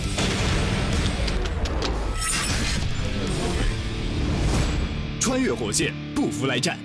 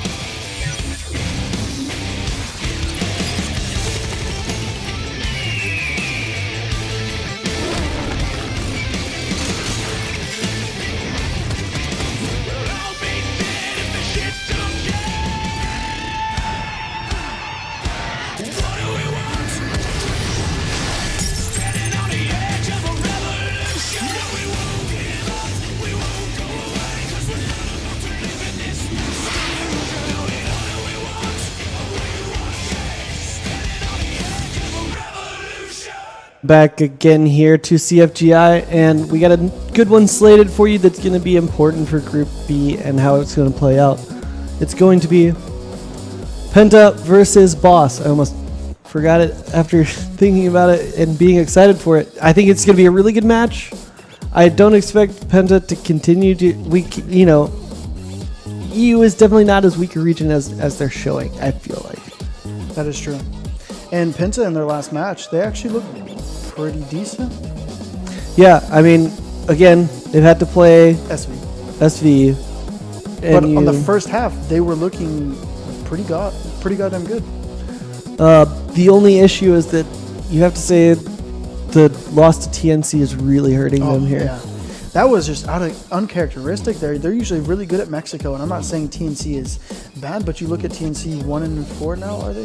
And or about to be 1-4 because they're going to play SV. I mean, right before what was the closest match that we just had was an absolute stomp. It has to be said, between SV and TNC, and unable to pull it out was Penta, and that's hurting them now. I mean, you just want to know the strength of the teams or what the strength of the teams is supposed to be. Just look how Penta played against SV and how TNC played against SV. It's just unexpected that they would get stomped so hard by TNC. 10-5? What? Yeah, it wasn't even close, right? Yeah. Which means that they're going to have to come back out and really put the screws to both Boss and OPK in their final two matches to try and get out of these groups. They're by no means dead. Flipside is pretty much out. Well, not pretty much. They are 100% out. I mean, we already know who's escaping from Group B. But at the very least, even if that's not an issue, even if you're not worried about getting out of groups, just for regional pride, you've got to put something on the board here, as they're the only region without a win. Yeah. And that's unexpected, which, as I've said a couple of times already, just this broadcast. Yeah. If I told you this going into it, I wouldn't believe you. I mean, you'd think I'd be like, nah, come on, man. I'll bet you $100 on that. Right, exactly. Yeah. If you just look at the historical performance of EU, this is a pretty unexpected. Uncharacteristic and unexpected. Yeah, for sure. That being said, let's go ahead and start taking a look at the specific matchup of Penta versus Boss, and, maybe how is that going to play out stylistically? Yeah, that's a hard one there, because I've said this in the past matchups of EU versus like Philippines and stuff like that, that EU generally is really good versus anybody but China and NA. But so far that's not held true. Yeah. So I can't even really say that as a fact anymore. But I mean, I'm still going to give the edge. I gave the edge to F3 last game, and I was wrong there. I want to give the edge to Penta here, just because I'm friends with them yet again.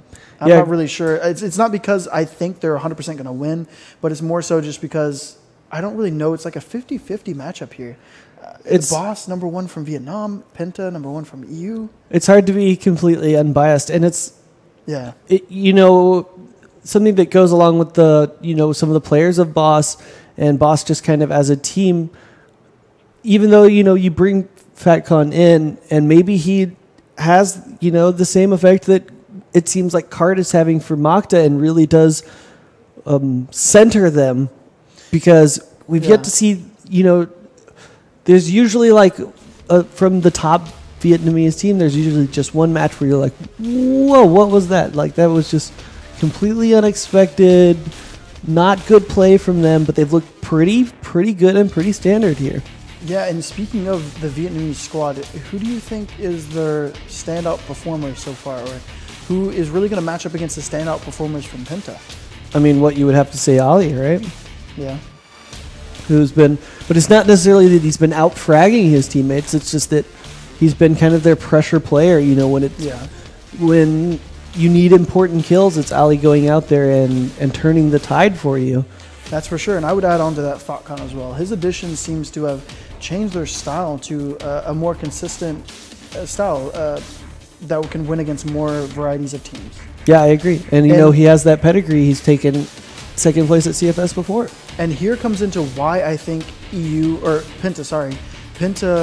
will come out on top of this match, because if you just match the teams up individually, you would think, well, Penta has some of the best aimers in the world. They have Blame. This guy is nuts. He has been popping off. Yeah, they have NLS. This guy is nuts at aiming as well. They have FaZe. That guy, he's just random. He's all over the map. He's opping. He's deagling. He can do anything. He can rifle. So it's just like, that's the reason why I want to give Penta the nod. That being said, we have not yet even once seen Penta really firing on all cylinders. Somebody's except, the one constant has been Blame has been playing well. And NLS. Impactfully from Blame, and NLS is putting kills on the board round after round, whether or not we're seeing them and exactly how they're working out. And Loons has bounced back today, but still, it doesn't seem like they can get everybody working together at the exact same time, which is really what Penta thrives on. Yeah, that's for sure. If they had all cylinders firing here, I mean, this would handily be in their favor, I think. But, you know, that could be far from the truth. You know, maybe even if they were all cylinders firing here, Boss could take it from them. This is a close matchup, I think. I'll say about Boss, they do have some good firepower as well. You know, Ali, they have Fatcon, they have, who's their new sniper again? Oh. Goodness. Where's the roster at? If you had not directly asked me, I might have been able to tell you. But we'll have to pull that up for a second. But I think also for me that, you know, what I just said about Penta can be said about Boss, that they've been looking better and better, but they themselves have not been firing on all cylinders. I mean, they got pretty heavily stomped by SV. It's really, we've only seen, that being said, we've really only seen OPK really have an impact for them, and it is Lucas is the guy you're looking for there. Okay, Lucas. Lucas hasn't been really shining though. That's what I wanted to point out, that their sniper is like, they have, it's a phase against Lucas here. I mean, I'll give FaZe the nod on that. Yeah, you would think. Now Shady though.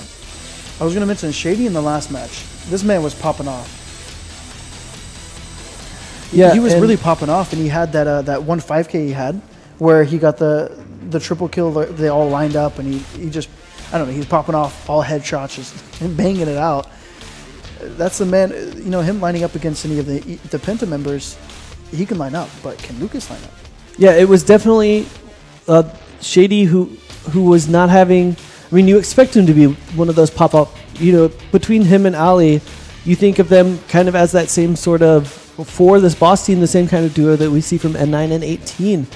But it is finally nice to see them, you know, Shady filling it in that role of, you know, kind of the N9 for Boss here. It's just that Rita and Lucas, are they there for the team? As we do see pick ban coming across it, Boss is going to ban out Port, and Penta actually going to ban out Mexico, which will put us on Ankara and Blacklist chosen by Boss. What do you think of this ban pick here for you? Any surprises? No, not really. Penta told me they're not really feeling that comfortable in Mexico lately, or Port. They say they think Port is their worst map, and then also along with Mexico. So great bans for them. Boss takes out Port for them, and then they take out Mexico. So yeah. Left with Ankara. What about that side select? Does that surprise you at all? Actually, hold that thought, as it looks like we're ready to go immediately into game. Penta and Boss. Very important matchup here for Group A, or excuse me, Group B. We'll see what it does to the tables. Let's go ahead and get into it.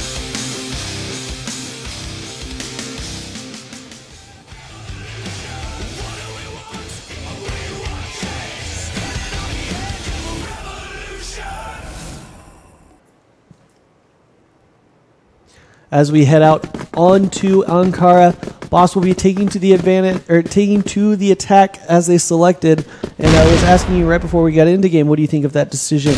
Oh yeah, 100%. Every time I play Ankara, I am picking BL side. It's just, you want to start out on the aggressive side of this match and set the pace. Like what they're doing right here, yeah, it was going great, but you're on BL side of Ankara. They can't rotate to you, so you can take those 4 players, attack anywhere, and what can they do? You're only going to be playing against 1 or 2 members, you know? That being said, a decent trade here for Penta. Going to get a lot of information out of Blame's death, although, that being said, you know, with the way Blame's been playing, you definitely don't want him to be the one going down. For sure, for sure. And it does look like Boss is trying to close in here from multiple angles onto this A site, but Rita getting attacked within an inch of his life, and it is, in fact, Lunas who's going to take him down. Looking for more, but he gets traded out by Shady, and into the 3-on-3 we go. Deep fight there from Awesome and Ali, and it is Awesome who's going to come out on top, and that's really going to turn the tides here for Penta. If he can return to this fray, got quite a deep jog ahead of him, but does Penta really know that Boss is still on the attack here? As they are starting to swing out wide, it is Niels who's going to get the open up, but he can't quite find the shots there on Shady, and into the 2-on-2 we go. Awesome is still so far away, and FaZe picks out one, he can't find the other, and it's the 1-on-1, but Shady should have really very little idea of where Awesome is, because he's been missing for so long.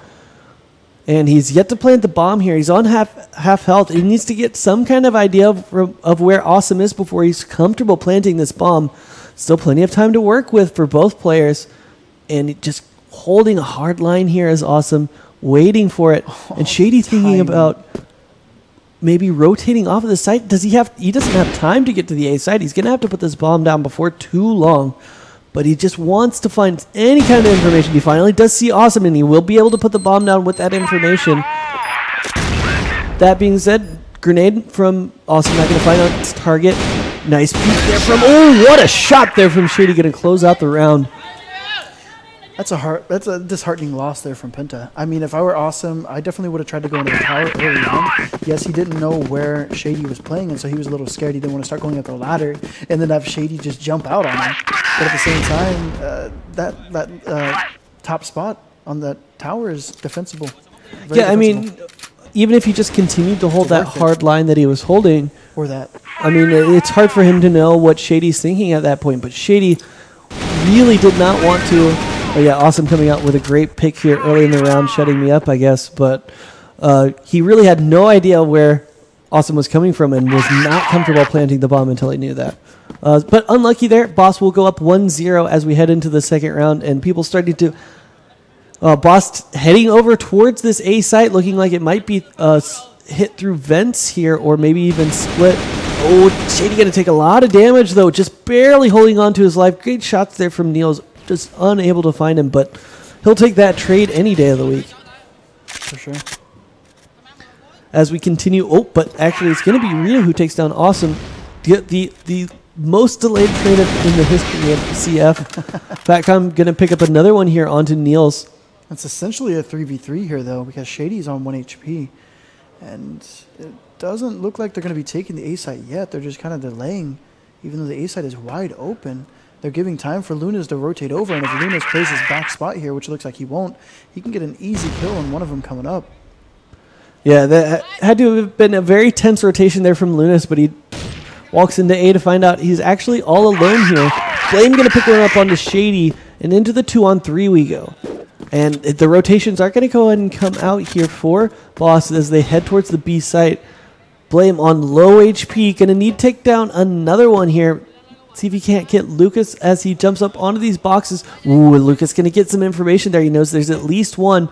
And it does look like maybe Blame did see him as Lunas has immediately rotated over. And now Boss is going to be pot committed here to this B-side hit. And the bomb looking like it's going to go down as Blame does too. Oh, Lunas just getting not the best spray down from Fatcom, but he does pick it up in the end there. Unfortunate series of rounds here from Penta. Just the late round scenario is not going in their favor. Yeah, they didn't have the numbers advantage there, but after Blame got that pick, it was even numbers. I believe once Blame got that pick, it put it into the 2-on-3, in fact. Oh, okay. But doable, you would say. Yeah, for sure. I mean, they still had one super lit player as well remaining, I think. Yeah, about half health there on, I believe it was Fatcon. Definitely doable, it just didn't work out for them, unfortunately. Still only 2 rounds into it, so plenty left in it, and that's going to be a free kill there for Niels, although he hits the beautiful headshot to make it even nicer. And he's going to get another one there onto Shady. Niels putting the team on his back for this round, although ton of damage taken across the board here on Penta, except for Awesome and Lunas. Gonna give Boss a chance here in this 3v5. They're going to need to find at least one here before they try and take a site, though.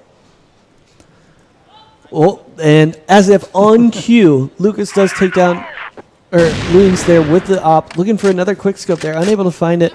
Niels wisely backing up after hearing that shot, although he's found so much joy there in that connecting defensive spot. He's going to start to feel a little bit uncomfortable, and depending on what Rita and Fatcon can find out here, that it could be completely open plant here on the B side. But the bomb, is that what you were pointing out to me? The bomb just being straight up down there. Do they have eyes on it, though? It does look like Awesome has eyes on that. So that is incredibly influential. It's going to be a very tough round here for Boss to come back into. But actually, Penta are stacked onto the A site right now, so they can pick out the straggling member of NLS here and maybe make this round work. But Blame, he's not. He doesn't want that to happen. He's taking out Rita just like that. Important kill, you'd have to say there from Blame. The C4 is going to get picked up, but there's not enough time to rotate back over. And great, another big impact frag there from Blame, going to close out the round while FaZe takes down the other with a headshot. That's what we like to see. They saw the bomb there. They took advantage of that. They stacked on toward it, and they finished out the round. Late round scenario, pretty even numbers, and they come out on top for once. And now everybody on. Always missed it there. FaZe took big tag damage for it too, but looked for all the world like he was going to put his team up there with a pick through the smoke. But all things considered, not the end of the world for either team, as both Ali and FaZe going to be tagged low. And the double op setup here for Boss, what do you think of that? I mean, so far it hasn't really made any impact here, and I'm not sure where the other op is. Do you see where the other op is? I see one toward A long. It is Ali and Lucas holding on to it, and if you see them there on the map. Mm-hmm. So I don't really like this from Boss because they're not making any use of the second op onto Ali. He's still sitting in spawn watching mid, which is kind of pointless because who's going to peek mid late, really? I mean, unless they're collapsing on it, I guess, but he needs to, if you're going to run 2 ops on CF, you need to make an impact with it. So you need to be moving around on 2 different sides of the map. That being said, it does look like they are collapsing towards this B site as the C4 is aggressively moving forward, but Blame's going to have a great position here. He's going to get out 1 for free. Does he take this repeat here and look for more? They will know where he's coming from, but he's going to win the duel again there. He's looking for more. Feeling so hot there, but gets made to pay there by Lucas. Still, though, job done. I don't know if I would have gone that deep, though, as Blame. You know, but at the same time, he did light up Lucas. That makes both oppers lit. But at the same time, they are both opping, so being lit doesn't matter too much. Yeah, once you got that one hitter quitter there in your hands, so that can be super useful for you. As it does look like they might have the, well, actually they're just going to play it. I really like this setup here from Penta. It puts a lot of faith in your teammates to play this way. For sure. Leaving mid wide open, expecting that they're probably, with the time that's left, there's no way they're running up mid. They're definitely going for one of the other two, either one of the sites. And when you have a 2v4, or a 3v4 actually. It's so perfect right here, this setup. Yeah, with what the offense is for Boss. Oh, unless that happens. But can't plant the bomb though. There's no way. Nicely done there. And just super slow there. Ollie gets nothing done. He wanted to pick people off on the rotation, but yeah, weird with just slow from Boss. You have to say sloppy. A sloppy run. Even if they had gotten the picks, they wouldn't have had time to put the bomb down, as you said. Yeah, it's just like they didn't notice the time there. I mean, it was such a eventful round there, and a little weird with Ali picking up the second op and sitting in mid. That's what made the time go down so slow. But as you see here, an A push coming out from Penta, and it's not working out for them so far. But they get one. They may be able to pick up Lucas here, but no, Lucas actually turns that around on me and picks out. It's a little curse there on him, I guess. You know, maybe I think they were trying to make a hard read on the double op again, but instead it turns out to be 5 ARs that they run into, and that's maybe not what you want to see as you come try and make that aggressive push. That being said, they do know they took down the C4, but there's no way to try and come over and protect that when you have the man disadvantage. FaZe in a pretty aggressive spot here with nobody covering his AC. He's open to pretty much everything in Brave Man here. But he may be able to pick off especially if he goes for this repeat. That would be the brave part, right? I think wisely he does back off, at least somewhat. And this would be a decent, as soon as I say that one Penta member gets taken out, but a decent scenario for Penta because they were stacked toward B.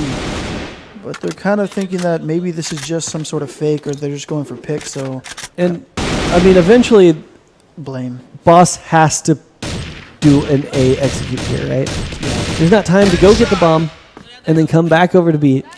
That being said, if you just kill everyone, you also win the round. So maybe that's the strat here. That being said, oh, Blame's got another one. Trying to solo this bad boy out. There will be plenty of time, though, to put that bomb down on the A side. And going to be just the 1v2 retake. What is this? Does Blame have all of them? All of what? All the kills in this round? I think so. I'm trying to think back. I think he might be short. Somebody dropped. It depends on who got that initial kill in the bad 1-for-2 trade. Yeah, it wasn't Blame. So he'll get he's trying to look up to get a round out of 4K here. Could not get those words out. Yeah, but it would be probably the most impactful 4K we might have even seen with the way would go down. He's got still a tough job ahead of him, and doesn't look like he's going to have enough time to defuse the bomb, even if it were to get the kills to come across. But in the end, it's Ali who actually finds him there. And that was honestly the best way they could have played it there. What they did was, as soon as they spotted out where he was at, they tried to crossfire him on both sides of the stairs. So even if he tries to pick one off, the other one can stab him in the back. Yeah, a good round there from Boss after maybe a troublesome round previous to it. So getting the train back on the tracks immediately before it derails.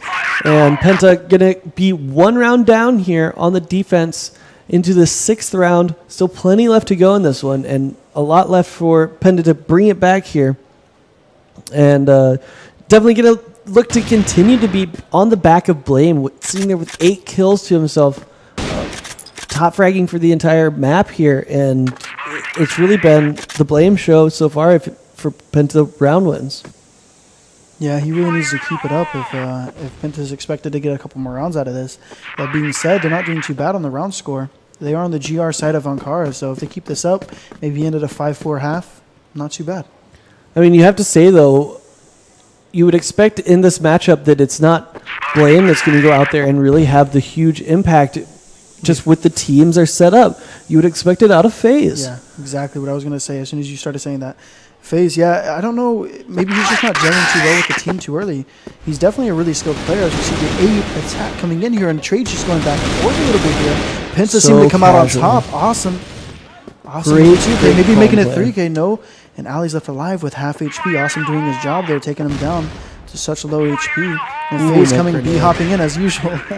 I like how you just see FaZe coming in on the corner of your screen, just B-hopping, always B-hopping. But yeah, back to the whole FaZe thing. I mean, maybe it's just not. Maybe it's just that he's not gelling too well with the team yet. Too early into the squad. I don't know, but he's definitely a very skilled player and he can make a huge impact. He just hasn't so far in this tournament. Yeah, I mean, then how would you feel about just?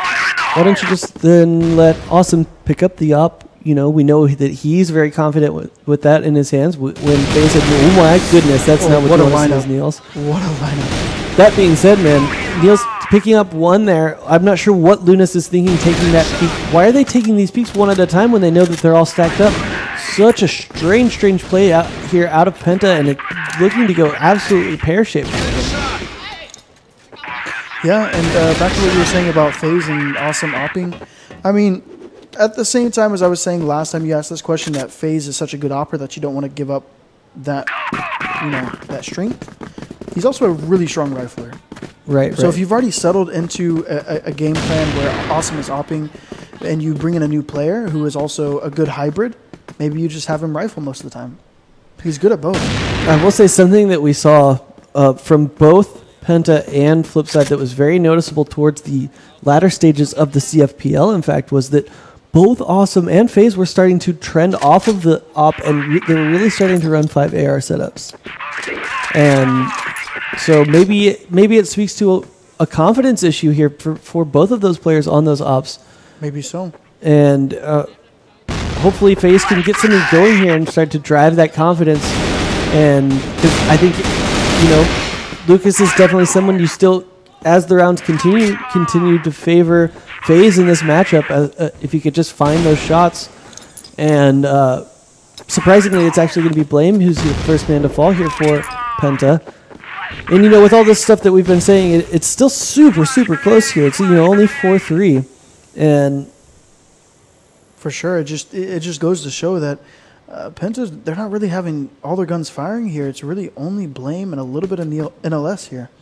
So if they can just get FaZe going, that's why we're talking about it so much. It's just if FaZe can get going, they'd be having a much better chance in this half, maybe even leading right now. Yeah, still a couple rounds left in it. We'll see if FaZe can start to turn it on down the stretch here of the first half. And Loon's almost getting a free shot there onto Ali. Ali going to see that spray, though, and start to increase his awareness as he's walking through. And the calls are going to come out, and we'll have to keep an eye on Awesome as he is rotating over. But first kill on the entry going to go to Ali. Fatcom picking up another one as they're on their way in. Huge flash, though. Does look like the site has been completely cleared as Awesome is the only man alive, and it's going to be a clean sweep. Wow. Perfect. All 5 players standing alive. Yeah, and that's a little bit troublesome there for Penta, but can all be turned around in this last round. 5-4 is completely acceptable. That's for sure. Especially on the GR side of Ankara. And we'll have to see how it goes here. NLS definitely catching them off guard there. So they're starting out 5v4 in this round, so that's really good for them. But can they get NLS out of this spot, or is it going to be a trade? That's the real question right now. And Shady is going really aggressive onto A, trying to make sure they're not rotating off to help out FaZe. Nobody's in AC to help him out. And it looks like Loons, though. He's up the underpass, so he's definitely in a position to get a trade if they do come down onto NLS. Which looks like that being said, that the smoke might throw a spanner into that plan. Although it does seem to be clearing out now. That's 2 for 2, baby. I have dropped my pen for the second time, but that's okay. I don't think anybody heard it that time until I told you. That being said, we do see looking like a pretty heavy B hit here coming. 4 members straight onto the B side. As I say that, they start to split through mid and fit right into the sights of FaZe, but again, he's unable to hit it. Looked like it was a little bit low as we saw it hit the dirt there. But still, they're pretty committed so far, and they've given up so much pressure. If they try to rotate back across, Niels could just shred them apart here. And as I say it, it comes to fruition as he does take one down onto FatCon. And he's going to start roaming aggressively, Niels, trying to still in position to get this 5K. He's got one more. 3 now down for him. Blame ruins all the fun as Shady deserved Shady. You deserved that. Or excuse me, Blame. That death was deserved. You ruining all the fun for Niels. Who looked in great position to actually complete a 5K there in ace, but wasn't to be. And in fact, only 3 to his name. You know, right there near the end, though, NLS stepping up. Yeah, that's good to see. I think he ended with either 8. I think he ended with 8 kills on the half. And you'd have to say, especially that last round was 100% on the back of Niels. Well, that's for sure. That push up into mid was literally what won them the round. Mm-hmm. He caught the rotation after he got that initial kill. Yeah, and then he got that third kill afterwards. Right, and at that point, you know that somebody's behind you, and you know they're closing in from every angle. It's all but over, all over but the crying, as it were, for that last round. And that puts us into 5-4, 100% doable. You know, as you said, Ankara slightly favored for Blacklist here, so if Penta can just put that one extra round there and end it 6-3 instead, or 6-4 instead, then Penta will be able to pick up a match win here. Aggressive right off the bat, try to set the pace here, and 1-for-1 trade, and they have control of CT here. This is beautiful. Now they basically have B side for free, and they can plant for CT, which is a very defensible position. Ouch. Wow, what a nade, though. As well as Shady, yeah. Shady picking up one off there. Why are you peeking so far? All you have to do, you don't have to take full control of B side. All you have to do is plant for CT, and we're going to see a battle here between Rita and Awesome probably here in a moment. Will Rita check the box? Most likely, no. It's a little bit too much to check when he's worried about CT. He's just going to end up playing the pass. Ooh, Shady picking off another here. Oh, he almost had great chance, great opportunity to peek there from Awesome. And the bomb continues to tick down. 19, great flash. Somebody needs to plant. You have 2 people, right? Just somebody take the duel and somebody take the plant. Although it's in front. Yeah. If it were in back, you would say stick the plant, but good plant there from Penta allowed Niels to have a shot at that. But yet again, they made the mistake of, if they're going to plant there, why take full control of B side? Why peek the ramp? Why? They literally, that probably actually lost them the round, was peeking that. All they had to do was take control of CT, get somebody into tower, maybe 2 into tower, and then it's really hard for the CT to win around. It's almost like they're doing it again, though. Coming out 1-for-1 trade, and then Lucas picks somebody off toward a long, though. Ooh. A lot of damage. Niels, what are you doing turning around and taking that trade straight up? It's so heavily in favor of him at that point. I think that's just sloppy play. Maybe a little bit of tilt coming in here onto Penta, as looking like another round going to go here in favor of Boss. They just can't seem to. I like the play again. They just can't seem to stop Ali from taking one down with him. And this time Lucas brings another one with him, and it all goes to As in the end, really clean closeout there by Boss, and Penta's starting to maybe fall apart a little bit here. Starting to feel the pressure. As They've taken so many losses already. They're getting a little stressed out because one's seeming a little imminent here with a 7-4 scoreline now. Yeah, we'll see if they can't pull it back here, or if Europe will continue to go winless here at CFGI. Big story here so far. We've had a couple of interesting storylines continue to progress through this tournament.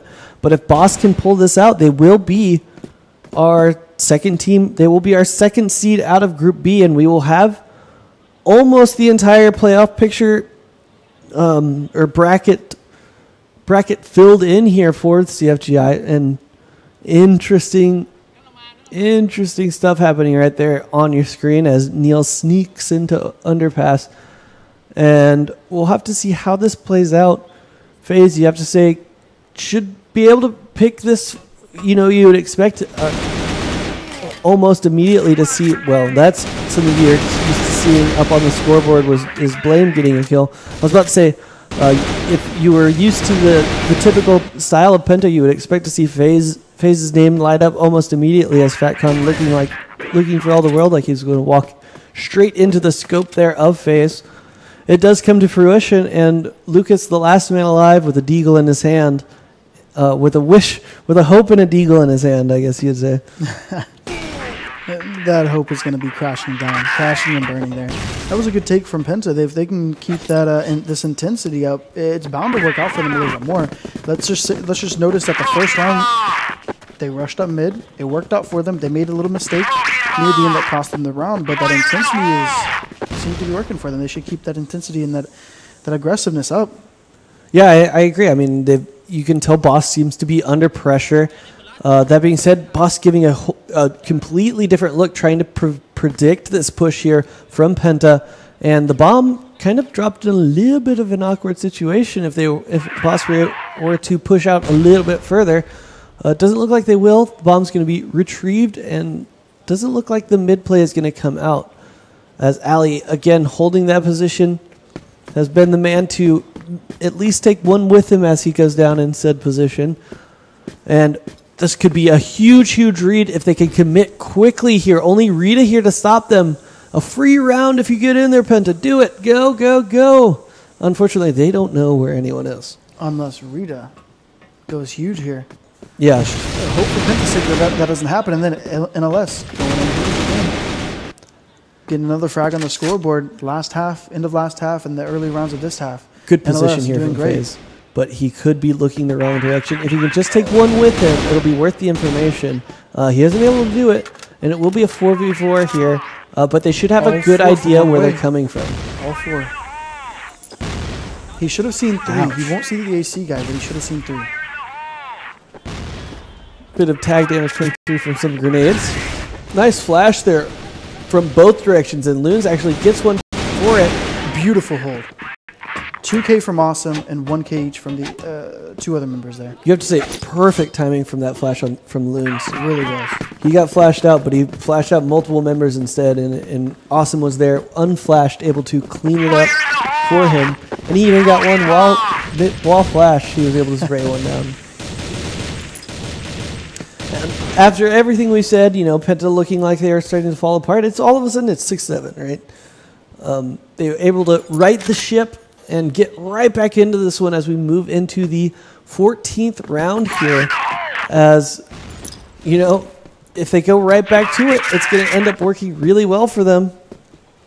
You know, they're just tightening up the little mistakes they made. And that's the only thing that was losing them in rounds on the T side.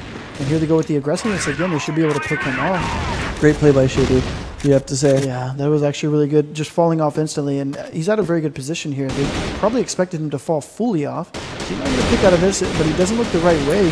And he's still going to make it out. That is unfortunate on Penta's side. 4 HP. And now you have to completely rethink your strategy here as Penta. Because it's been too slow.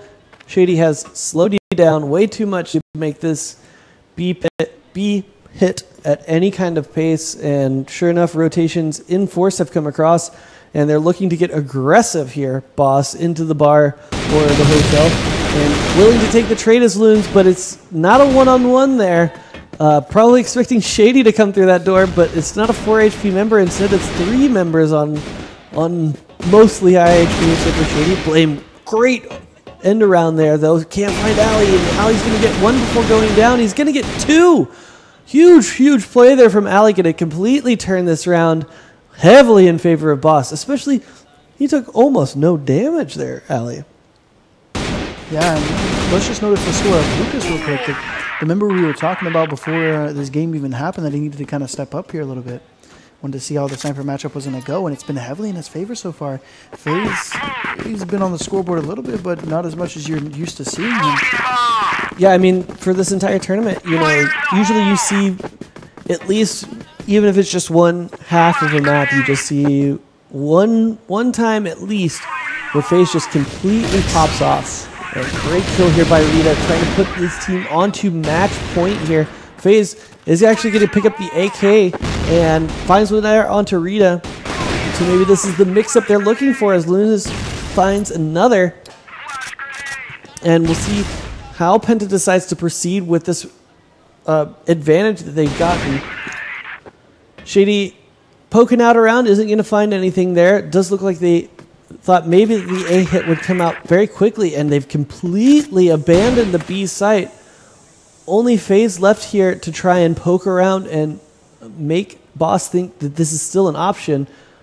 We'll see if they can read this out, and it does look like maybe one rotation is going to come back towards the B site. No, they're still going to hold that 3-stack on the A, and Penta can have a free plant on B if they can realize it. And FaZe, that should be worth it here, as he's going to hear multiple rifles go off before he dies, and they will know 100% that B is free, and should be able to get into good post-plant positions before anyone can come across from Boss. And you'd have to say this round looking like it's favoring Penta, but anyone's round still here to take. Those late round scenarios have definitely gone either way. It doesn't matter who has the numbers here, since the numbers are so close. Ouch, yeah. You have to say that grenade looked like it was right on trajectory, and it does take down Niels, but double kill, huge double kill there from Awesome to keep his team in this. But do they have any idea where Lucas is? And it's going to be Awesome who gets, or Loons who actually closes out the round. A scary shot there from Lucas, the way he just deleted Awesome so quick. Yeah. Luckily enough, who was last alive? Lunas peaked right after. Didn't give him the chance to readjust his own. And not from the angle he was expecting. I think he was expecting him to be on the bomb site there, but instead it was behind boxes. Yeah. Ooh. And although it's Lucas that fires the shot, instead it's Blame who gets a headshot, almost as if it were his own bullet, and takes down Rita. From the connector, yeah. And Rita's not coming out. He didn't want Rita coming out the same way he did last round and getting a quick pick from a connector. And Penta kind of starting to turn it on here towards the end stages and putting rounds together on the board. And they've got him free. Nobody's home at the A site. But Lucas, he gets a quick pick from a tower. You got to be wary of that. You know that's a possibility there. You can't be just, Blame, playing a dangerous game there. Did he get tagged there in the leg? He did on the cross back, I think, just now. I'm not really sure, though. I think it was as he went across, he got tagged in the leg by the op. That's unfortunate. That was maybe he was grabbing the bomb or something? Yeah, the bomb had not been planted. But he threw a smoke and then immediately jumped through. Maybe he was playing games. Yeah. As soon as he sees the smoke, maybe the sniper will look away. Or relaxing a little bit. I guess he relaxed. Oh, wow. I've never seen that movement before. He ran along the fence and then jumped up. And Awesome just going ham here. Penta able to hold it. Unexpected there. Once that first pick came in, you were thinking maybe it's going in the GR's favor, but Awesome. Wow. Yeah, great clutch. I mean, it's not technically a clutch, but the way that it happened, it feels clutch. Yeah. Clutch play. Good to see from Awesome there. But not a dictionary definition for an FPS of clutch. And here they go straight up mid again. I like this aggressiveness from them. Hopefully they can pull it off, though. The flash blinding Lucas so hard. But maybe they can pick him off. He's reloading. Still able to tear them apart. Not sure what that was from FaZe there. Throwing the nade like that. But they still have the site for free. They planned it already. They planned it quickly this time. And anytime when you have these 4v4 situations with the bomb down, that timer really starts to play on your mind as you have to take down 4 players before you can really start defusing. And Ali ticked within an inch of his life, literally 1 inch of his life. And that being said, Neil's tagged as well. Blame already going to start it off. He's a bit slow here on this backstab, but it's awesome. He's found it, but he can't quite find it on target. Ali, the only man alive. Do they have any idea where he's coming from? He's going to have to get one, and it is Loons who finds it onto Ali. And all of a sudden, Penta putting us on game point. Penta with momentum here. Momentum, that's what it is right now. They're just going savage mode and just running around and just running over them in mid and stuff. And we've seen the plays come so close to working, that exact play down mid, and finally it comes out for them where they are successfully able to do it. That's the thing about strategy. If you're running a strat and it works but doesn't work for one reason, you know what I mean? Like the strat works, but one thing causes you to lose the round. You can still run that you can still run that strat again later on in the half and feel confident in it. That's a good point. Just table it for now. We can use it later.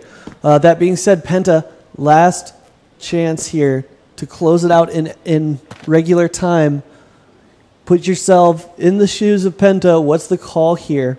Well, I like what they're doing right now. They're waiting for pushes. They're literally just sitting in spawn and with one watching the mid push and now making his way up mid. But I like what they did here. They're waiting for the pushes. Now Boss didn't push. So what is the decision now? Now you have to worry a little bit about where are people on the map, right? Are they pushing out of A? Are they into the hotel? But they know for a fact that mid is safe. But they're going to have to get a little bit more information before they can start making informed decisions as to where to go. And Awesome and Niels here are going to start poking in towards the A site. But a really, really deep, continuous hold here from Boss, which can be so dangerous here on Ankara because, as you've mentioned so many times, the slow rotations. Yeah. As we see the hit coming out, and it is going to be Fakon who gets a double kill. And oh no, it's so slow now from Shady picking up another, looking like for all the world we're going to get another overtime on our hands, barring some heroics here from Loons. Gotta flip a coin, pick one name, but you exactly. I didn't get there in time to say it. I don't think that's going to do much for you there, Loons, as you do get dropped immediately. And back-to-back overtimes we go. Close games between these two last teams. Yeah. EU, 2 ties in a row. Can they pull this one out, though? Remains to be seen, right? Remains to be seen. You'd have to favor them slightly. 2 Vietnamese teams as well.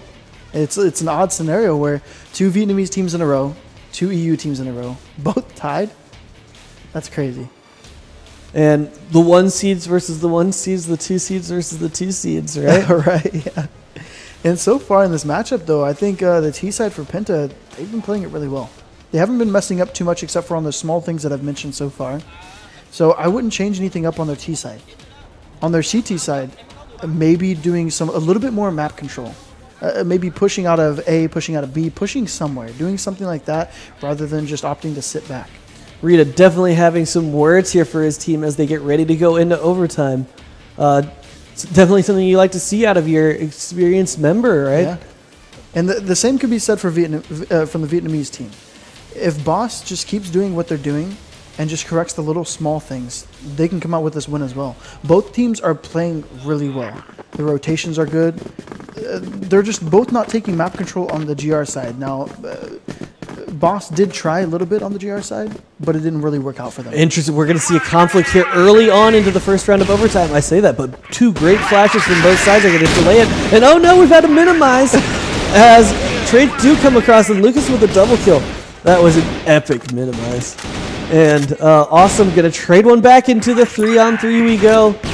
The health advantage here too. Awesome, and he's picking up one, but he's alone in the pit, going to get traded out immediately by Ali. And a 2-on-2 now.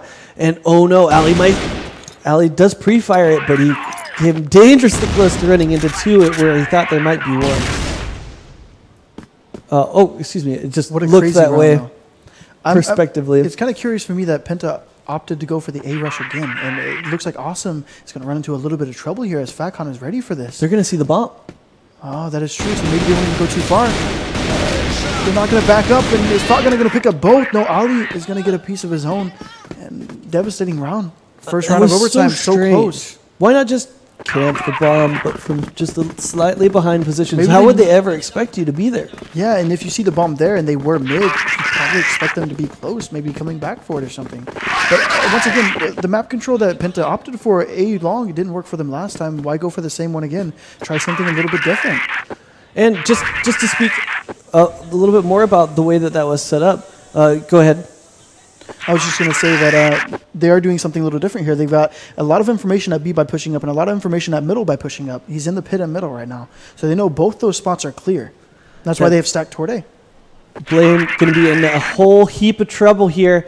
But they have no idea. And Slow. he catches one off guard, but now Shady's he has no idea. Oh, he's got... That's huge. And then FaZe gets a one from the connector as well. Shady not knowing where his enemies are. And... that could have gone so badly for both teams almost simultaneously. And in fact, you have to give credit to Blame to be able to take down 2 before he gets backstabbed by Shady. And this could be a big round here for Penta. They are 4 stacking, looking to play a retake. If it goes on to B, I actually really like this play here from Penta. What do you think? I think that was great. Honestly, I was mentioning it as they were doing it. I was saying they need to do something else on map control. They need to get information elsewhere because the A-long stuff is not working for them. So what they did was they pushed up mid, pushed up B, got information, stacked A, and then it just so happened that Boss didn't check the mid spot for where Blame was because they didn't see him go across to AC. And here we go on the retake, a 2v4. Bit of interesting positions here held by Shady. And he's going to find a great headshot there onto FaZe. He's going to get out, and he's going to look for the repeat. I think you have to. That's such a huge play there by Shady. As it's like, oh, and Rita's going to go down. Also tries to stick the defuse. No. And it's all gone sideways here. But Lou's trying to save it now. He's put himself in the one-on-one. He's got the health disadvantage, but only has the deagle out. Oh, and there it goes. Wow. I want to see that from Awesome's perspective. How does Shady get away with this so often this match? Just taking a couple shots, maybe getting a kill, and then backing away. I mean, how important was it that it was a golden headshot? That it was a headshot in general, pretty good, but gold is worth more than silver, so. Well, there you go. Well, I just mean that it cost him to take literally 0 damage. It was a good start here by Penta. Maybe they can cinch this one out. Maybe they trade it back on there, so the numbers are decently even here, and now they're right back to even. Penta, can they win the late round scenario this time? Look, Blame getting... Can they make the right plays? Blame getting super aggressive here, which will give them so much information. And we've seen so much success. Time, did he see the B guys? I don't think he saw the B guys. And so he has no idea they're there. Maybe he does. I'm not sure. Oh, we'll see a little bit of that spray, though, which means that somebody's got to be in the area. And there's only 3 members alive, so... And they're really starting to close the dragnet here, Penta. And Lucas will miss a shot there. And this is such an interesting way for Penta to be playing this defense. Because they're just, I mean, like I said, they're just closing the dragnet in here. They know exactly where they are. There's no other place they can be. So Boss doesn't know, but they're in a trap here.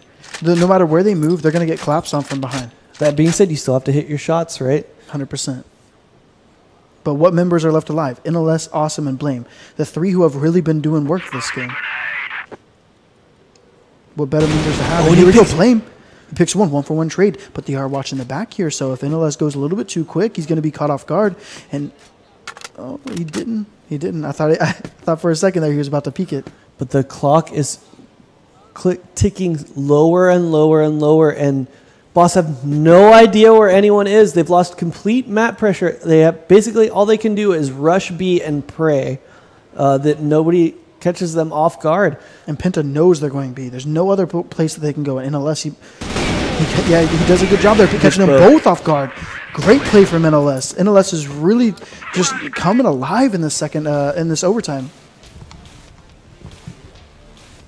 And that puts you right where you want to be, right? You want to get at least 2 in your first half of overtime. You have to give the nudge here and the advantage to Penta. Right? Penta picked up 2? Am I wrong? I think it was Boss. I don't know how we both watched the same match, but we both don't know. Well, I mean, that last round was both was oh, that's right, because it was the crazy.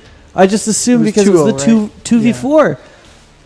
And where Awesome stuck the defuse. I want to see. But to me, it's like, I don't understand why are you that round sticking right there. Yeah, why are you sticking it when there's 2 members left alive and they're so close to you? In order to peek your teammates, they have to peek you as well. They're going to see you. Unless you were in the smoke. Use the 2-man advantage. Like, how there should be no way that doesn't work for you. They're kind of running a variation of the strategy here. They're going underpass instead, maybe with one going out mid-late. Not really sure what he's doing there, but this is a good strategy so far. I like this. And one, they got one pushed A long on the GR side, so they have a lot of information here. They know exactly where they are, and this is going to be number 2 on the T side. Not the best flashes, though, and FaZe in such a good position. He's going to stall them out at least, and they have to look at 2 different angles at the same time. That being said, not quite hitting their shots here. switches out his 2-shot AK for a 1 with 5. Not necessarily what you wanted to see there, but 2 on 2 now as one getting opt out there. The bomb is planted, however. Grenades are going to come out. Beautiful flash there, but they get it anyway. Blame picking up a headshot through it, and Loon's taking another one. Evening it up. That was insane. 2-2. That flash right there was insane. So was the headshots by Penta, but wow. I don't know. That could not have been purposeful. That's just muscle memory. That could not have been purposeful. There's no way. He meant to throw it at the ramp, yeah, but that was such a perfect flash. I'll just give it to him. I'll give it to him. Prove that it wasn't, and I'll believe you. If it wasn't perfect flash for both of them, and if you could hit that every time, it's a great flash to have in your repertoire. Why is Blame going with the bomb? The strategy must have been something. I don't even know, but the bomb is there, and Rita knows it. They're going to get backstabbed by Rita. This is such a devastating round here for Penta. Wow. What happened? The strategy must have fallen apart somehow. Yeah, it was a bit, or maybe Blame. Maybe somebody tried to toss the grenade to put it on the ground, and it actually just tossed it into Blame. And he didn't notice it. Maybe so. Wow. And it looks like they're going for some sort of mid-aggression here again. Maybe the exact same strat they ran the first round. 3 underpass. Yeah. 3 underpass, 1 mid, and 1 B. See how it works. They're going fast this time, and Blame, he picks up the early kill. I like this. This is working out a lot better already than the last time.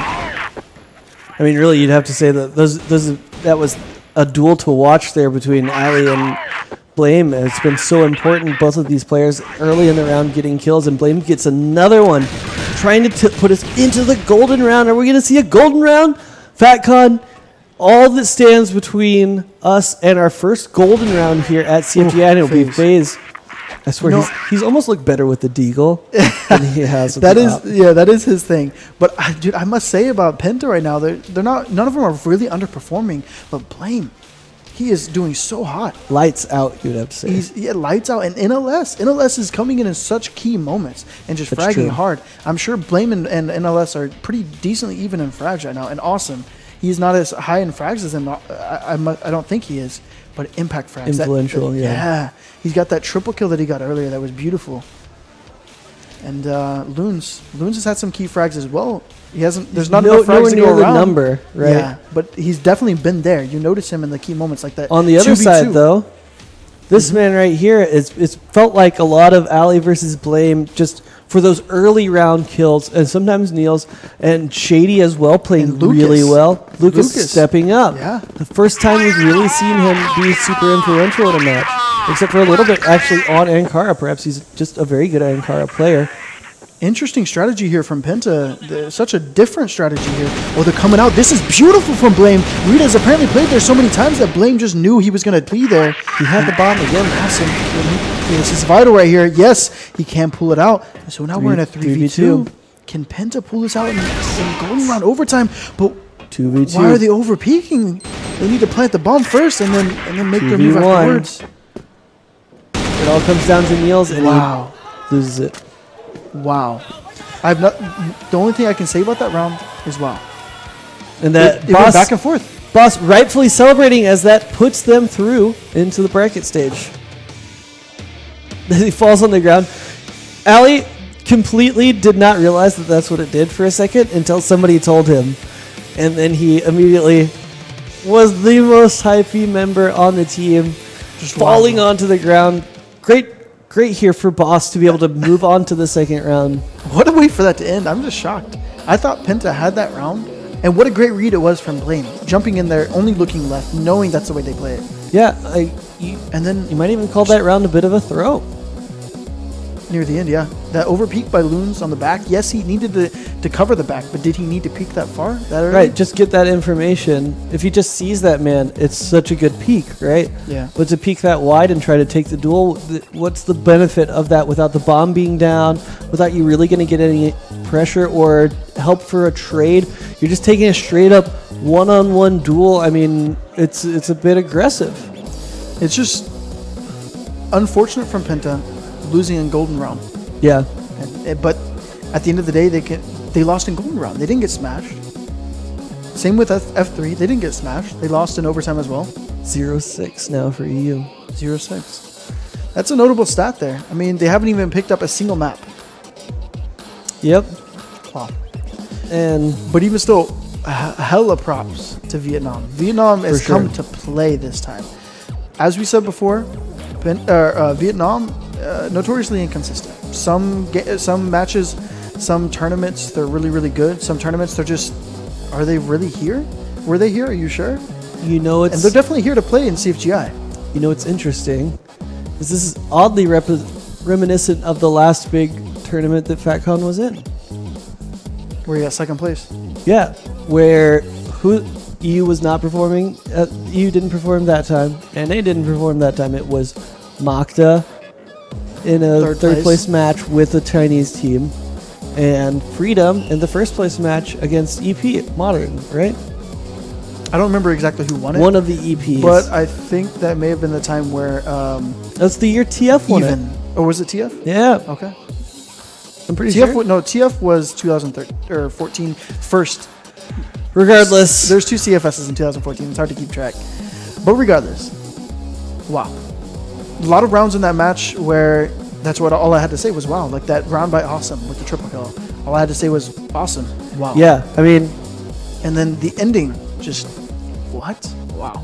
Yeah, it's been a good... So many back and forth. I mean, even though we're starting to get into a position where maybe not the most important matchups coming up, except for the one I've been looking forward to all day, which is that Makta versus TGF. Mm-hmm. And that was already the most exciting of the day for sure. And then now it's definitely the most exciting of the day because it means the most. Cherry Stars versus Rude will be our next matchup, which will be again for bragging rights here, right? Cherry Stars did finally pick up their first win, but Rude has yet to. They're 0-2, right?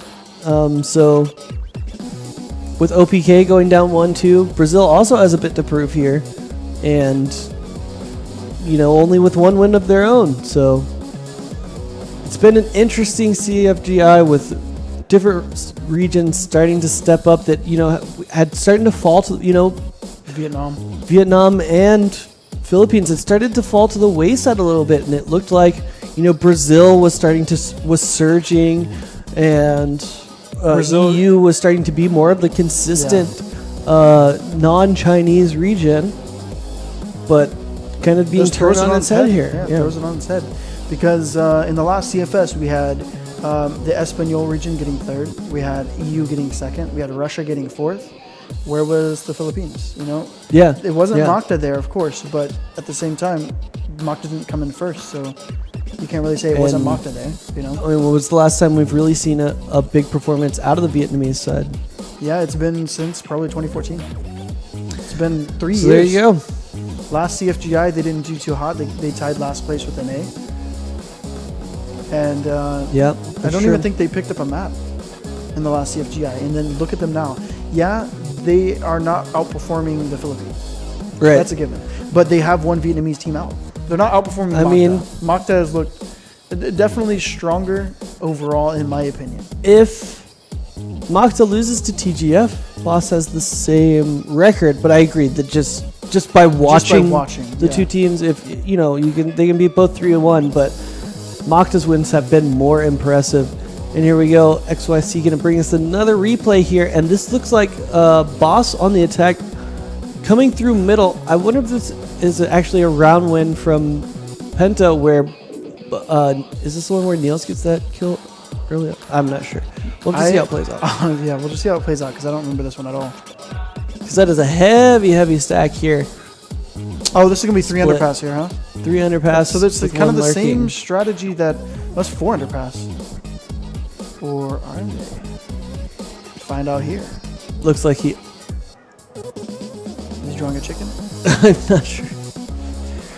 We'll have to see how this goes, but If he could just draw his line already, that'd be nice. or if I could hear what he's talking about, that would also be helpful. But no, he's not loud enough for me to hear from here. That being said, let's just go ahead and see how it plays out. It doesn't look like a 4-1 split here. Oh, with Lucas is trying to catch anybody who's going to catch them out in this play. Maybe it is a mid push then. It is definitely a mid push because they're already crossing past the tunnels. Which makes Niels and Loon's position super important here as they have set up a crossfire in preparation of this. Is this the one where you were saying why do they keep peeking maybe? Where they kept peeking 1 by 1 or something like that? Maybe that's it. Oh, where Niels sees all 5 of them, or Blame dies all 5. Niels picks 1, and then they keep peeking 1 by 1. So yeah, they pick 1 here, and then Lunas peeks, dies, Takes and the then re-peek into multiple members. This was a good strategy by Boss, but at the same time, Penta were running the same thing. So this was the most run strategy of this entire game, running up mid. Yeah, but you have to say that defensively, Boss defended it better. Oh, because by far. That was the way that those peaks were coming out from Penta were so sloppy. Niels has to communicate that he sees multiple members, dies to him, then Loon turns and sees 1, but there's multiple behind him, says, well, fine, I'm just going to go try and take this trade. Dies, loses the trade anyway, but even if you do, the absolute best you get out of that is for 1-for-1. You know, yeah, if anything, I think it was just unfortunate for them the way they were set up, right? So it started off, the first 2 kills kind of unavoidable. Yeah. But after that, the guy peeking the bridge, what he was doing was he's trying to get down there to help Loons and help his teammate out. So yeah, you give him props for it's okay that he was doing that, but at the same time, they were already up mid. Loons NLS had to have been calling that they were running up the stairs. They're coming up mid. So there's no time for him to fall back from the bridge and help his teammate. Yeah. So if anything, he should think in his mind, let me fall back real quick. But at the same time, great round. They would already been down 5-3. Yeah, that'd be a great round win from Boss, and they look good. I still think that they come in as number 4 seed, but we'll have to see going forward. With teams like once we see this mock to TGF match, which is all important now. What it really looks like going into the bracket stages. However, next up we do have Cherry Stars versus Rude Gaming, and we'll be right back with that match after this break.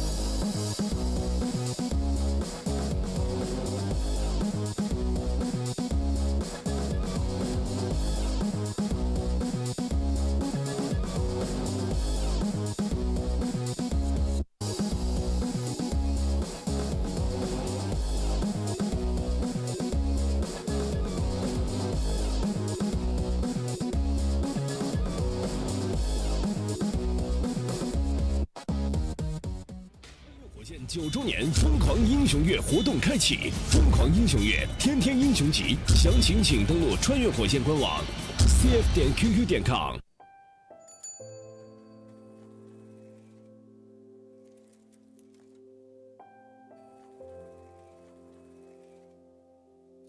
忘不掉的是初心。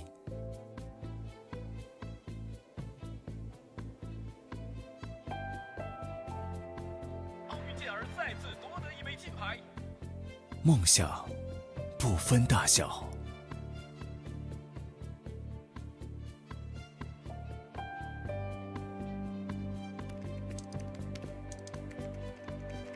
从来不懂放弃。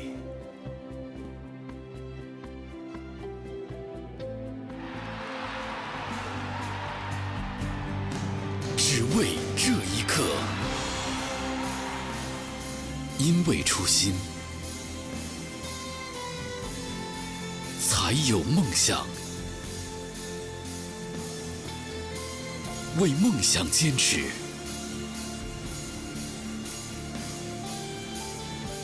抵达荣耀之巅。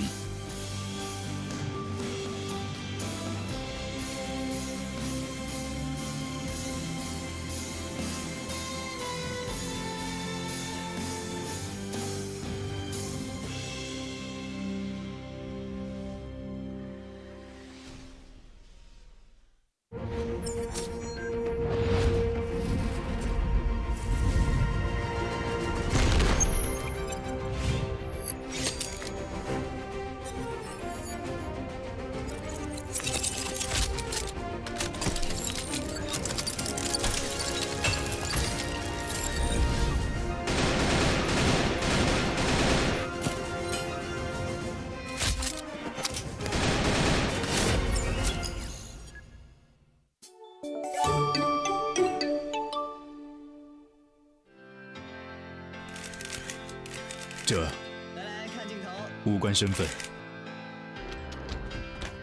无关性别，无关分数高低，无关内敛还是耀眼，无关体重，无关收入多少，无关命运、选择、前途、希望。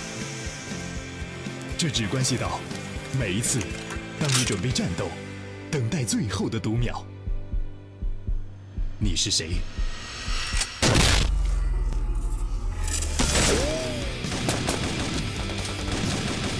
别给我说要低调，我根本听不到。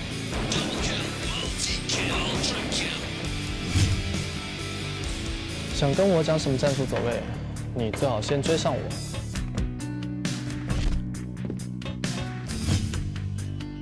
盲狙、甩狙除了反应，还需要天赋。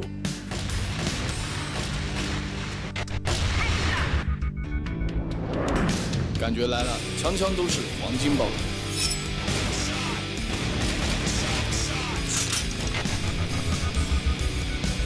节奏加距离，我用刀可以削翻全场。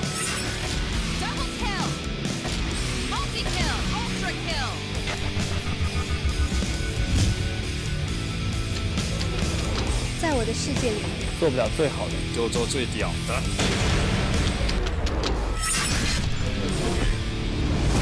穿越火线，不服来战。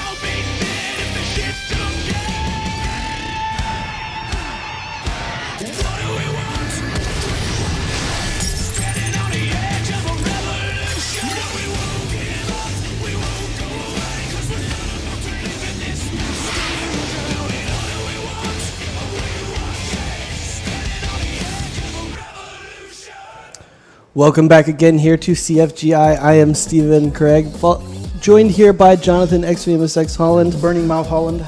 Yeah, we just got a chance to put a little bit of food in our bellies, and about to put a little bit more CF in our brains. Was that eyes, brains? That works, right? Yeah. Anything. Have CF spewing out of our mouth as well because we're talking about CF. Just sounds wrong. I don't know if I want CF spewing out of my mouth. It sounds like a health hazard. Yeah, we just glaze over the fact that I said that. Being said, though, right? Cherry Stars versus Rude Gaming, right? Both teams, right? Bragging rights, which is a bit unfortunate because the way Rude kind of started out in their first match, it looked like they might really actually have a chance to contest here, but they lost their most important match right at the beginning of the day, so against TGF, which is a tall task. The thing is, it's so depressing to be, if you're a Rude fan at this point. I'm a Rude fan in a way because I'm really close friends of theirs. But they lost such close matches. They could have pulled out both of them against TGF and against Makta. 10-8, 10-7. Yep. It's just kind of depressing to lose in that way. And like I was saying before, it's depressing to lose in any way, but it's heart-wrenching to lose whenever you're so close. Yeah, it's one of those situations where it hurts, especially because you're like, if I was in the other group, would I have advanced? Oh, that too. Because the other group on the other side is just like it's a mess. It's a mess over there. We say that, but it was 3-1. 3-1 from Boss. Okay, but it was a mess early on. Yep, mainly because I think the reason it looked like a mess was because Boss got, as you like to say, clapped by SV. Clap. That's my word for the next probably 2 months. Okay, it's been my word for about 4 months now.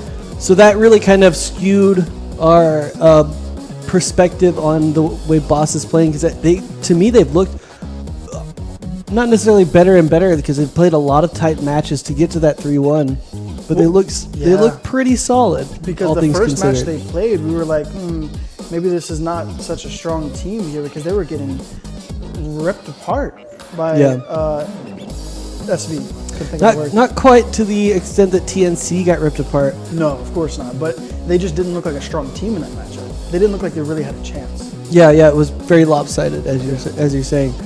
That being said, let's go ahead and look at Cherry Stars versus Rude. I mean, Cherry Stars picked up a win against Flipside, which it seems like everybody's doing right now, though. It's like, you know, like I said, before this tournament, if you had said Cherry Stars picked up a match versus F3, right, you'd be like, wow, Cherry Stars must be really strong right now. But the European teams have just looked so weak in this tournament. Yeah. 0-6 now? I still think, I mean, it's almost that I actually take that into consideration for their win, that I'm favoring Rude in this one. But maybe I just keep underestimating Cherry Stars. I would have assumed that even though Flipside not necessarily performing to where they want to be, that you would still favor them in the Cherry Stars matchup. But at this point, you have to kind of start saying, how good is this Cherry Stars team, and how good is this Rude team? You got to start giving them a lot more credit than we have been.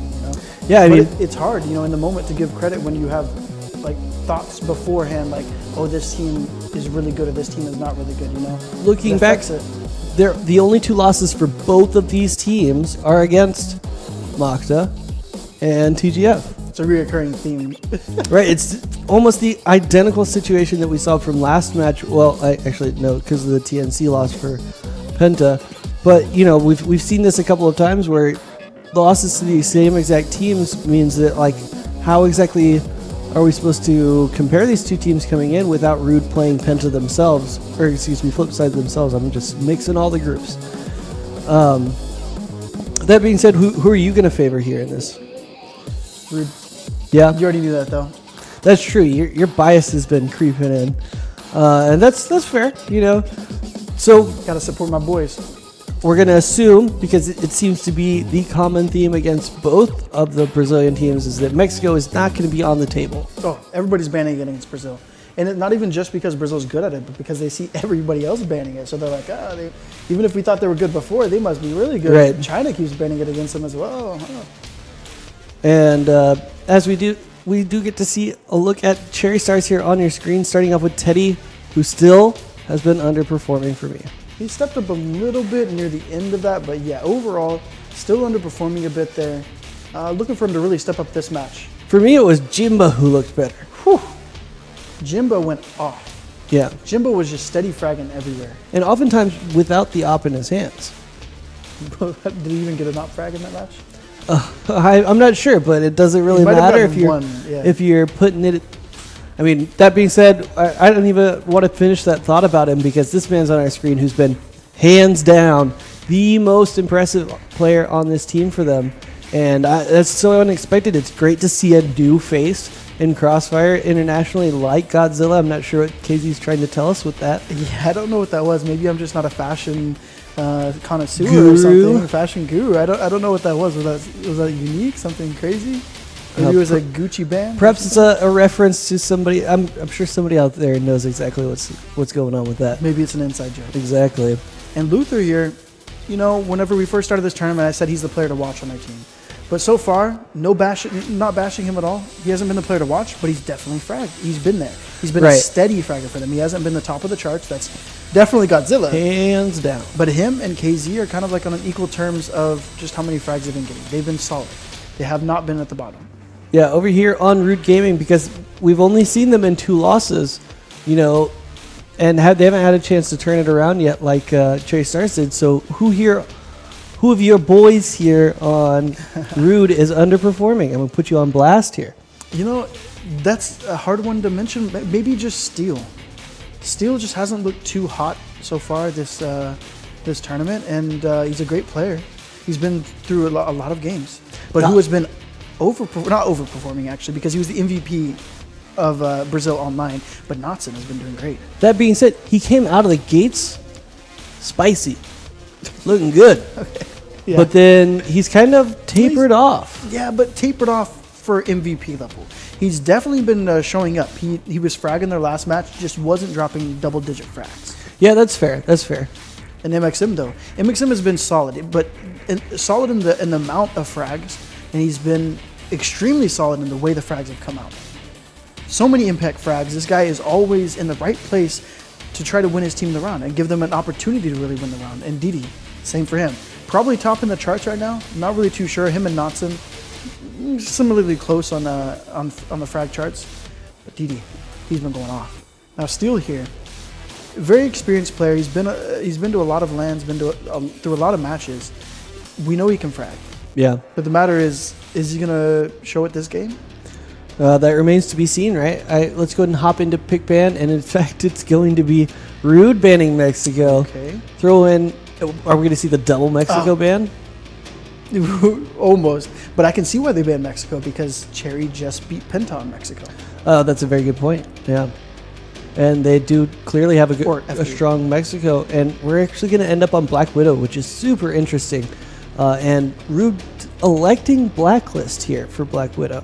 So what are your thoughts after this pick and ban? Do you want to change your predictions any, or what are we to expect here on Black Widow from these two teams? There's no overpowering sniper on either side.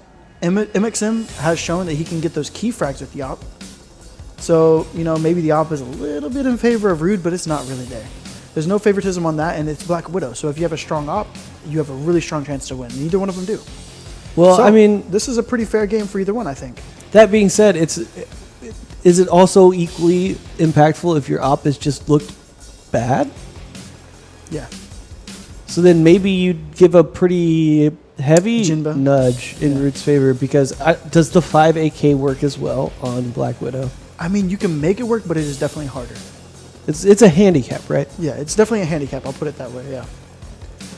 So we'll have to see how that plays out. And in fact, it is Cherry Stars who have a loss on their record here for their Black Widow. We'll have to see how that plays out. And you got to also put that into effect of, we haven't thought about it so far, but the fact that they've played Black Widow already, Rude probably watched that game. Rude probably knows a little bit about how they're playing Black Widow. You know, being on a team, a professional team, whenever you're at a LAN, any of the matches that happen that you may play against this team, you watch that match. You want to make sure you're prepared for anything they're doing. They have nothing new, nothing crazy. And so they're probably a little bit more prepared than Cherry is for them. That's a good point. Perhaps a dice roll a bit in the favor here of Rude. But it doesn't matter if you can't hit your shots, right? True. So we'll have to see how it plays out as we do close out the look at our map there. And it looks like we are ready to get into game almost immediately here between Rude and Cherry Stars. Let's see who can come away. Can Cherry Stars put another win on the map, on their record, and go at 500 for the tournament? Or will Rude pick up their first win and put themselves up to 1-2?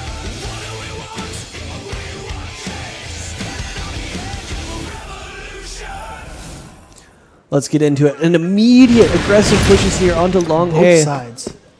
But nobody died. Nobody really even getting that lit up except for Steel. And Didi going for a quick push on the cat here. It's a good decision. He's not going to push all the way out, but he's going to be kind of like a lurker here. And actually, it looks like a couple more of them are coming up here. Maybe Knotson. Oh, Knotson going for a pick here. I like this. He needs to be careful exactly how far he walks forward. So unfortunate in his case that there's a sniper watching cat. Yeah, even if he wasn't, though, he was going to get traded out from the bottom from Godzilla. And as we look forward here, Jimbo looking for more picks in coordination with Godzilla, who continues to look through the under the bridge there. And it does look like Rude might actually bite on this situation, although they haven't quite committed yet. In fact, they're going to change their tactics up and look for Long A, with maybe just leaving Didi there towards Cat to see what he can get out of it. As we do see KZ looking to try and take a trade here. And in fact, Jinba trying to make liars out of us as trades come back and forth. Definitely in the favor here of Cherry Stars. It's now a 4-on-2. MXM going to live through that spray through the box from KZ, but very, very much up against it as the dragnet closes in on them. 2 in mid, and it's actually going to be MXM who picks up KZ, but can Jinba pick up a third on the round here with this op, trying to make liars out of us? He's looking spicy with that op right now. 2-0 for him. I mean, if he continues this, we'll definitely be liars. And a good idea there from Steel to trade out for that M4. Oh, and a third for him. Does get traded out, but that is definitely worth. But it will be Luther who picks up the last one there. And round 1 going to go in the favor of Cherry Stars. And an interesting opening round there. Definitely not how you would have expected, with Jinba picking up 3 and as well as 1 onto MXM. Oh, he's got it! Maybe this is his map, though, and he gets picked off just like that. Maybe first round was the charm for him? I guess so. We did see the triple op immediately picked up there for Rude. I imagine somebody will toss it. At least one will throw him away, as neither has fired a shot, I don't believe. ADRF going to see if he can't. Oh, he's going to toss it out, and Didi going to pick one up here on the entry. And by the end of it, we end up with the 1 op setup. Only MXM going to be holding on to it. And the bomb is going to go down. And due to the numbers advantage, it's actually the doors that are going to favor Rude here, turning it into a death trap of their own. As ADRF could get a free kill here on occasion if he doesn't check it. And it will be Steel and MXM getting 1 apiece to close it out. Back and forth with these sniper battles, huh? It's a good start for this matchup for the viewers. Pretty even start from both teams here. As well as both operators having standout frags in both rounds. Yeah, it's nice to see here in Jinbei getting flashed out. Trying to pick off the other opera there, but it's not going to turn out well for him. Yeah, I mean, MXM himself is 4-1. Jinba 3-2 after dying immediately early on in that first round, or in that second round.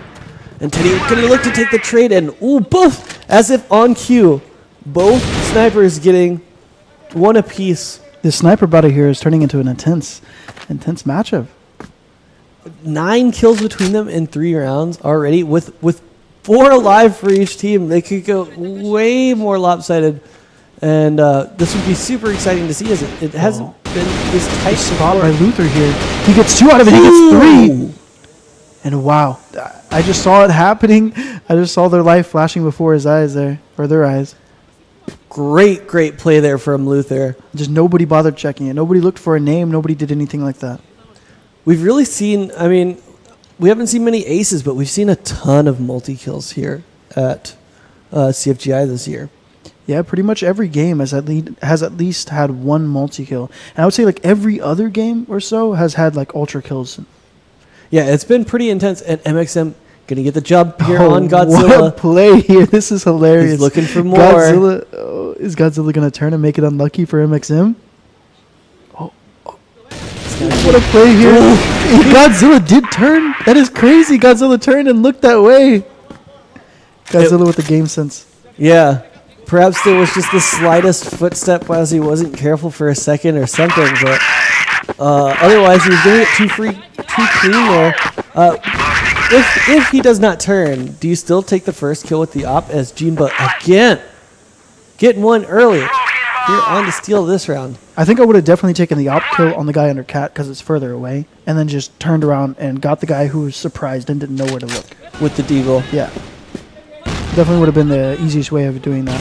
But MXM all the way up mid here and getting another pick, being so effective with his op here. He could definitely get another, and he does. Can he make it a triple kill? It doesn't look like Godzilla wants to peek him here, but just to say that he comes out, Godzilla is confident. Godzilla knows he can frag. And could he get this 1v3? I mean, it's definitely a possibility. We're talking about Godzilla here, but he hasn't started out too hot in this match.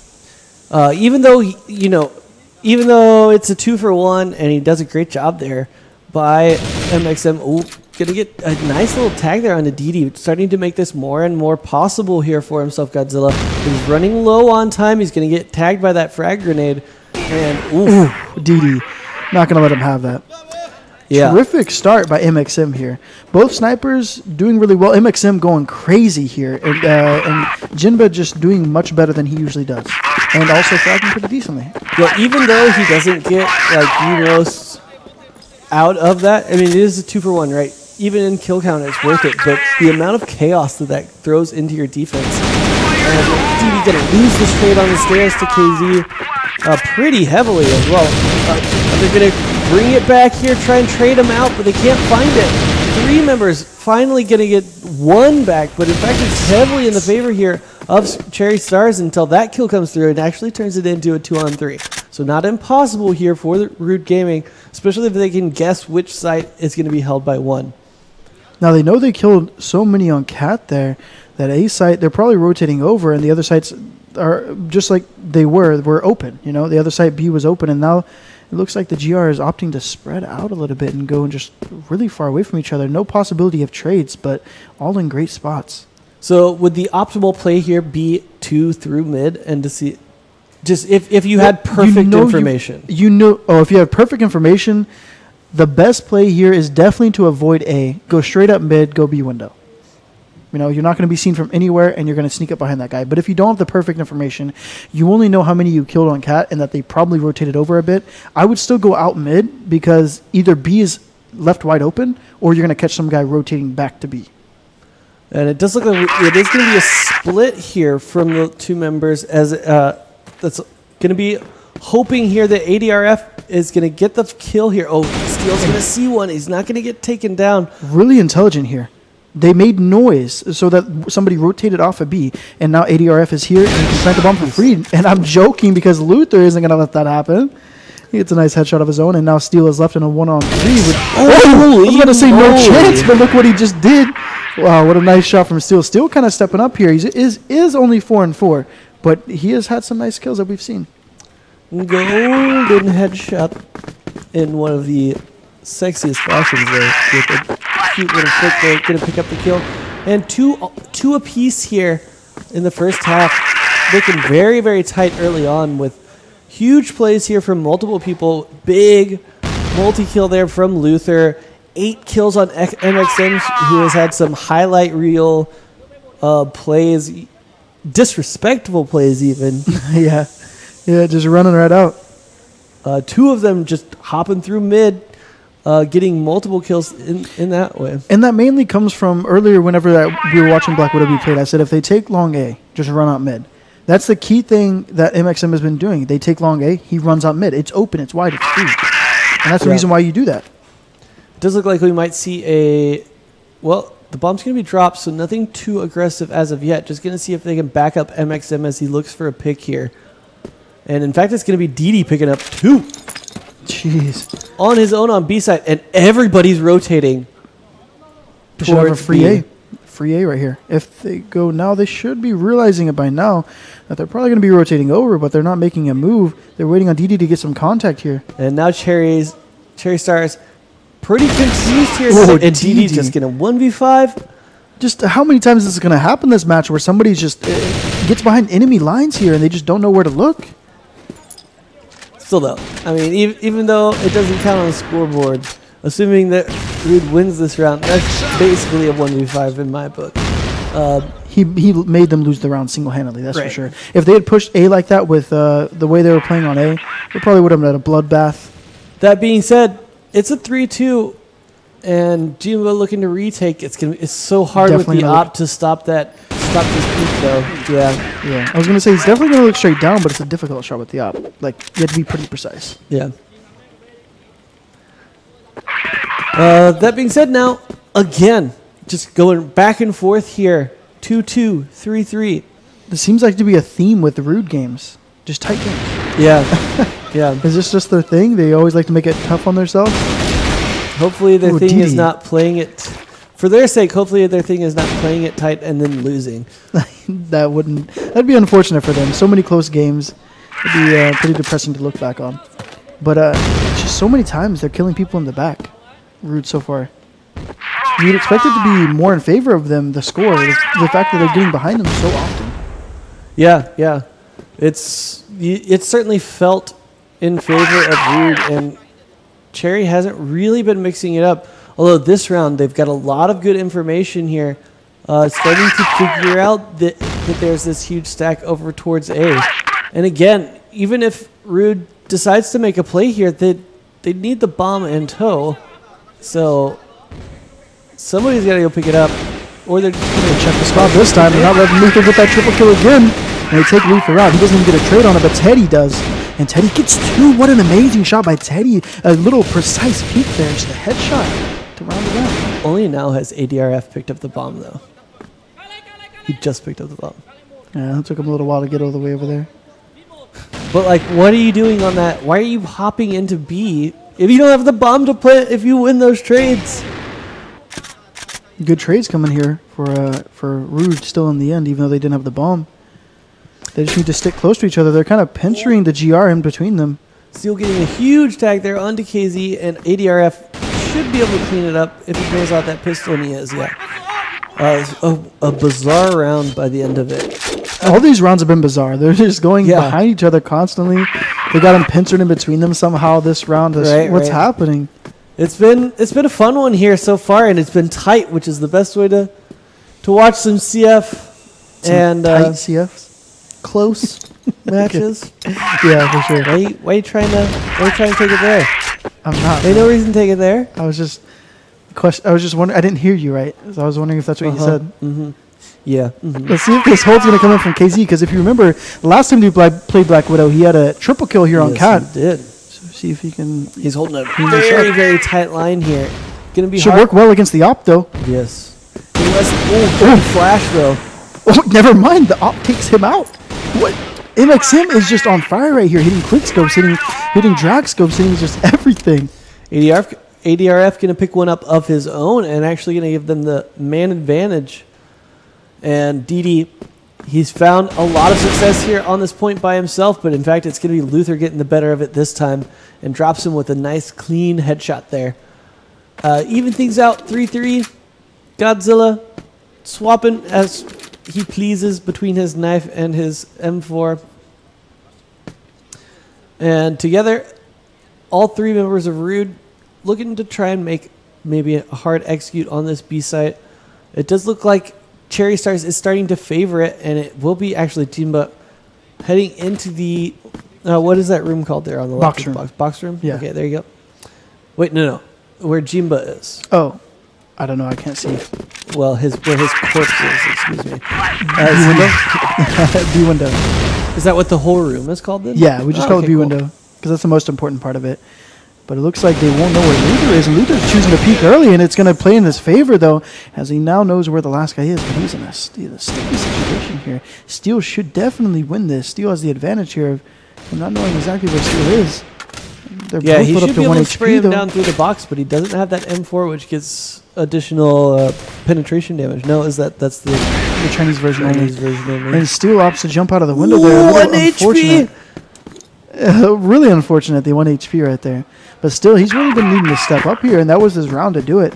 If he had just, maybe gone out wide to the door or something like that. Can you really fault him for losing that trade by jumping out of the window 1 like that, HP? I don't know. I guess not, but it was just, maybe it's just my first time casting. I see it from the up perspective. I should have gone this way. I don't know. I don't know, man. It's hard to fault someone for losing a trade by literally 1 HP. That is Luther playing this B-side so well. Jeez.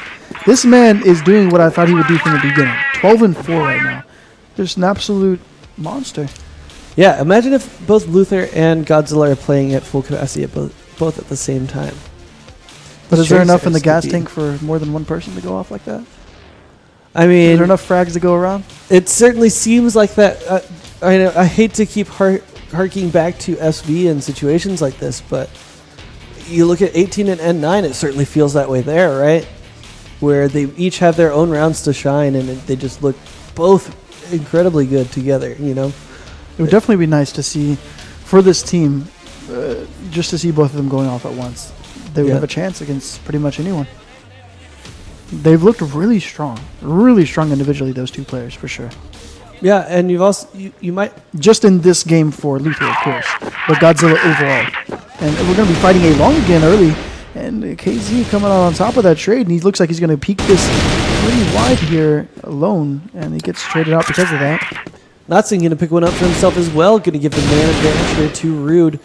Wide peek again from Luther. He's been hot, but again, just dropping all over the map, and all of a sudden it's Jimba. Whew. Coming alive at the perfect time there, you know. Time to clutch it out, get a 1v4, make an aim for yourself with the sniper. Exactly. I mean, it's all been with the op as well, and he's looked just quality with the op in his hands, which is not something I would have expected to have said about this match coming into it. Maybe those just weren't his maps with the Mexico and yeah. I mean, Mexico is not a favorable map to show off with your op. It's definitely a map like Jimba. Although Notson gonna shut us up. Yep. Yep. In case you guys didn't know, this map is called Jimba. Yes, that is Portu Chinese. Don't Chinese. Don't fact check me on that. There's no other name for this map. As kills coming fast and furious, looking like a super clean round here for Cherry Stars. That being said, Didi gonna pick one up for himself. Pick up two. Oh, so close to that. If he had just landed one bullet right there, that would have been a very possible round. Because if his teammate last alive had seen 3 of his teammates drop just like that, he would have been scared. And he knows he has 1 HP, so he would have played really tentative. Right. I mean, it basically turns into a 1v1 1 HP matchup, and interesting trade there. It looked like a straight up. Oh, I guess it is a straight trade as Steel goes down. Ooh, what a nade from Didi. The prediction as to where he's gonna go. Wow. And surprisingly, that's been an important member to take down here for Cherry Stars, which is Jimba, and we'll see how Rude is able to utilize this man advantage moving forward as the bomb floating over towards B while 2 members head towards Cat, as looking like a pretty, is it just 2 members here split between each point here for Rude? Yes. Yeah, it is. So it's an even fight either way it goes, and MXM missing his first shot here. That's pretty bad right there. He's got 2 members left to frag on. Only 1 there in his vision, though. Great shot, though. Not necessarily the first one, but the second one. Godzilla going to pick another one up for himself, taking his turn. And really, it's been these 2 players. It's been really Luther, Godzilla, and Jimba. Jimba only just... MXM and DD alive as well, so it's like the two fragging duos against each other right now. Yeah, so we'll definitely have to see how this ends up as DD takes another clean headshot. Yeah. Luther... In his spot. You're right, exactly. I mean... Oh, no. DD knows.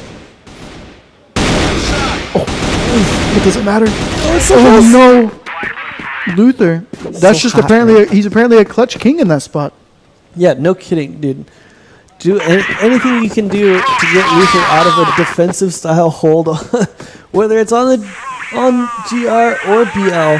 Do not let Luther hold defensively in the B bomb site, or he will apparently 1v9. I guess it would be more like 1v11. Because of two spectators? No. Two casters? Yeah. Okay. Well, back to the action here. They got a pretty aggressive hold here from Rude. I like this here. They have one in B connector pushed up. They have Steel here pushed up on Cat. They have all control of mid and B. And they have one still on A. I mean, how can you not count me as a negative? I've had Caster's Curse this whole tournament. Oh, that is true. The 1v11. And, of course, this round is going to go in Rude's favor. Holy. The setup they had was too good. Beautiful headshots coming out. One each for all three of those members right there. And Steel grabbing another one. All headshots. And DD grabbing another one as well. Yeah, did we have... All headshots. Yeah. Clean round from him. That was a really good setup. Haven't seen anybody run a setup like that this entire time during CFGI. That was beautiful. DD now sitting on 7 kills for himself, yeah? It is. And that's quite an explosive start for himself. And Rude, with that, pulls it back to 7-6. Same setup yet again. Let's see how well it works out. Let's see if Cherry actually realized it's a setup. Or maybe they just thought, okay, they were rotating at that certain time. This could be a very good answer to it, though. As they push through this smoke, if they can take out ADRF and find his position. This may not work against it, though, because they can still be shot from Cat. And I'm joking, because it worked out perfectly for them. They only lose one member, and that is on Cat. They also get nice kill there by Jimba. Gonna allow them to get a free plant here on the B site, and only MXM with the op to retake. Not the best weapon in a 1v4 scenario. Not that there is necessarily any great weapon for it. Whoa! I take unless that back. You do that. Oh, he almost tried to do another one there. Or he did. He definitely tried. He almost got a second one there. He was right next to him. And now into... Wait. 7-7, right? He should be... I don't know. I think it's 7-6. 8-6. Or 8-6, yeah. It should be 8-6. It looks like they're opting for a different strategy here. They're going to have 2 in box room. And they're going to be kind of... Looks like they're stacking a little bit toward B there. Maybe they think that's going to be a B hit from the Vietnamese squad. And Cherry is kind of heavily favoring B here. They're all rotating over. So this could be a perfect read here from Rude. Yeah, we'll have to see how it plays out, especially if... I forget who number 3 is here. Over by Cat can continue to earn DD there can continue to gain more information for them without dying to KZ, as he will actually might get an eye there on Teddy as Luther continues to poke around from water here. Doesn't see anything happening from his angle towards that B window, I imagine. As KZ get a solo, actually starting to really spread around the map here. Cherry Stars pushing in multiple areas. KZ not finding any joy here on the stairs and backs away to reload, and doesn't seem like they're going to do anything with that, and it might be back to close quarters. Squad. Yeah. Now, if they throw a good flash here, a good pop flash, they could easily get both of these frags, but it doesn't look like any of them are set up for a flash. They're just going to... Looks like they're just going to take. Let's see how this turns out. MXM taking one on the KZ should signal this going in. Looked like they overcommitted before the flash had actually come through, but it's not going to matter. Good trades. Lots of teams. What and Steel. are you doing? The double op setup there working out. Steel picking one, MXM picking one. It was looking pretty even there until that happened. I believe the second one was collected from the corpse of Jimba. You mean Jimba died? What do you mean? Yeah, you picked after Jimba died. They went. Yeah. I didn't particularly remember. Oh no, I could be lying. As they have the double op set up again here. In fact, it's going to be double op into 5 ARs. So this will be an interesting round strategically as far as weapons go. Talk a little bit about how this plays out.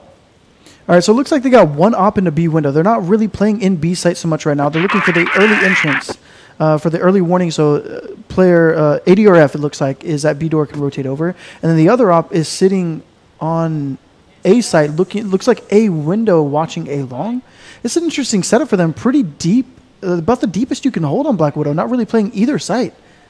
And with the 5 AKs, it looking like they're trying to take close quarters fights here. And this could work out really well as they've gotten almost all the way onto the site without, and 3 kills all of a sudden come out for Cherry Stars. And oh man, unlucky miss there from ADRF, but that should be a clean round here. The end of this round here, barring the most heroic showing ever from Natsun, and it will be Teddy who takes him out. Yeah, and again, that setup was just a little strange. You can't. I don't know if you can really play that passive on Black Widow. They were just really far back. They had one person on A site, right?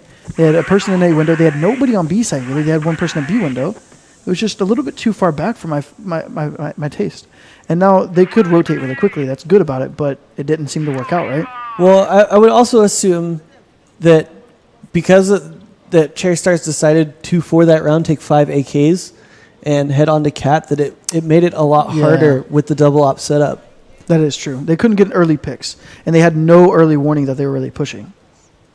They couldn't rotate quick enough. So perhaps a good read there by Cherry Stars. Regardless, they could look to close it out here, but not if RD has anything to say about it, as actually going to be evened up here into a straight-up 3v3. Basically everybody full health except for a little bit of probably fall damage onto MXM and DD. But a reset here from Cherry Stars going to put a little bit of uncertainty into the Rude defense as DD you should be channeling his inner Luther here on this site, and then Rude should have no problems if they come over to the B side. However, it does look like an A hit again from Cat, where they had so much success last round.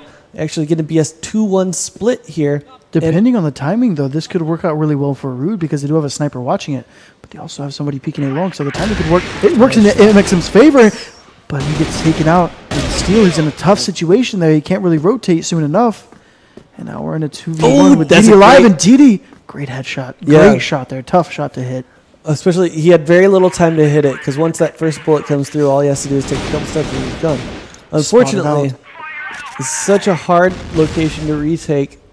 Do you really want to go window as DD and take this the most awkward firefight in the history of like any map anywhere? Well, if Luther makes any noise right now, DD, it'll be not a bad position for him. But I don't know if Luther hasn't made any noise yet.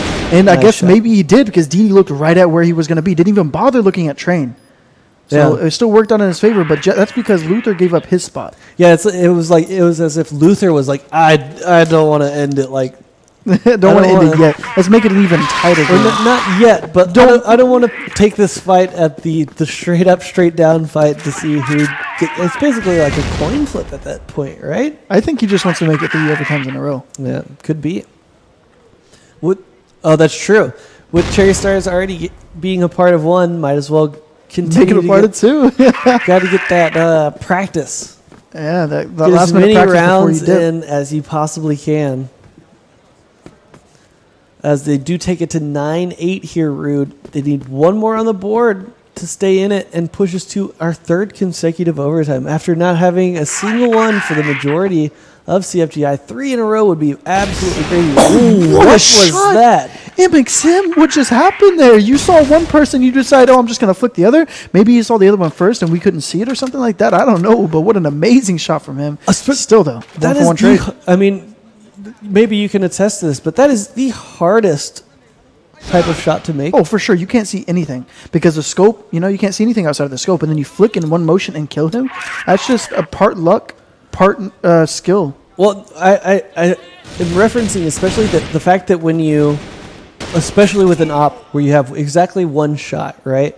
And you look out, it does look like we're actually going to get a 10-8 here, so I might hold off on that as DD, the one man left to beat here. He does, if he had maybe been on the B site in a good position, he might actually have a shot at it, but as they did kind of filter in one by one. But not going to make the jump, but actually that turns out okay because the bomb is planted on B, so he's not going to need to go that direction anyway. And, feels bad, man, having to come through these doors. Can he do the Chong R play? I like this. This is kind of something I opt to do. Unlucky. Even though it didn't work out, that's kind of something I opt to do on Black Widow as well. Whenever I'm clutching at B site, I like to just crouch backwards into that position there. Yeah, and, after everything, it's been a 2-2 for Cherry Stars, a 3-1 for Boss. Vietnam has, just their group stage record is 5-3. Pretty good. 5-3. And besides China, that's the best record. Because you got Makta and TNC sitting at 4-4. Oh, well, no, 4-5. No, wait, 4-4. Yeah. Because 3-0 and 1-4. Yeah. So they're sitting at 4-4. So that makes Vietnam the second best region so far. Yeah. Which is surprising to say the least. Especially with them tying for last place in the last CFGI. Especially because Rude loses to TGF, loses to Makta, now loses to Cherry Stars, as well as OPK, currently with only one win on the board themselves. I mean, Brazil could possibly, either Penta or OPK has to win one, right? Yeah. So something has to give that direction, and then Rude and Flipside will get a chance to battle it out. So it's going to be up to Brazil to shut out Europe and get some more wins on the board for themselves and prove that they're actually, the number 4 region instead of the number 5 region. So actually 2 interesting games coming up between actually we get the most exciting one first. I can't wait for that. Well, do not that one go I'm away looking forward if you're to casting. staying with us. I'm looking forward to casting that one. Makta versus TGF to decide seed 1 out of Group A, which do not forget how important this is, because if you lose this, you play SV. In the first round. It's like, if you have to play SV, let me at least play them in the finals.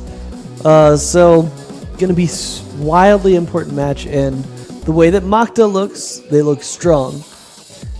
And the way that TGF looks, considering that they're a Chinese team, they don't look as strong as maybe... They look nowhere near as strong as SV, let me put it that way. They definitely have weaknesses, that's what it is. They have attackable weaknesses. And Makta hasn't really shown too many attackable weaknesses themselves, except for maybe the classic of occasionally Revenge being a little over-aggressive. I mean, what else do you see from Makta that maybe TGF can attack? Well, Makta definitely looks I don't know. Actually, I was about to say they look a little weaker than TGF, but I'm not even sure. They've got a lot of individual skill. They've all been pretty much popping off every now and then, right? And the same can be said, except for Hahai. He hasn't necessarily been popping off at any point. So maybe in the not individual skill, but just like who's been popping off individually, Makta has the upper hand there. Now, strategy-wise, Makta, I think, also has the upper hand there. But the fact is, the individual skill disparity and the experience. You can't disagree with the individual skill is probably still high until they're beaten. I'm just gonna say it's higher. I mean, TGF. Internationally, Makta has more experience than TGF.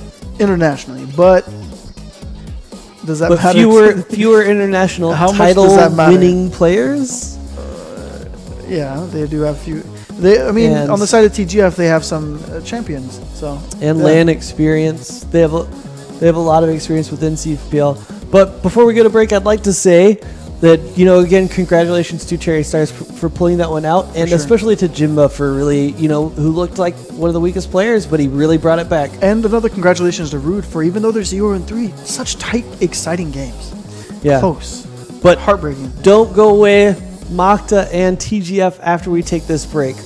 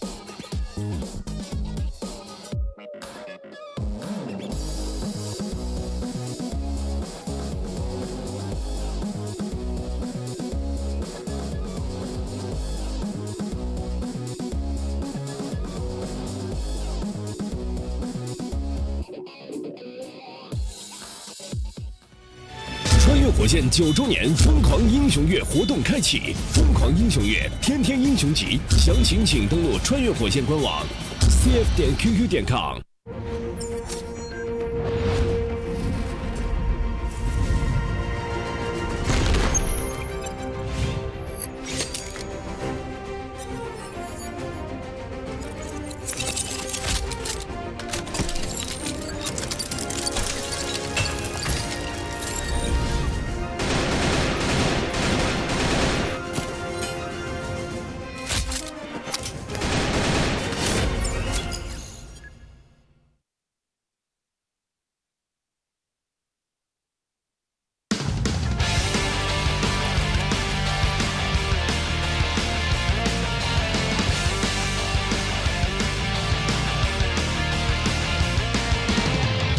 鲜一朵就烈燃，人想穿越命运浩瀚，生错过却未曾心甘，谁叫生而为战？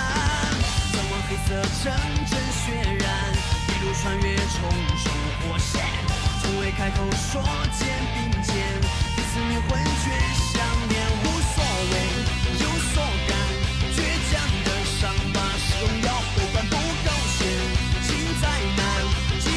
又来被打烂，年轻就绝不服输，我们是永不妥协的子弹，世界在手中挣扎，年轻就绝不服输，捍卫最好的梦，逆转时光，这一枪就改变一切，青春绽放。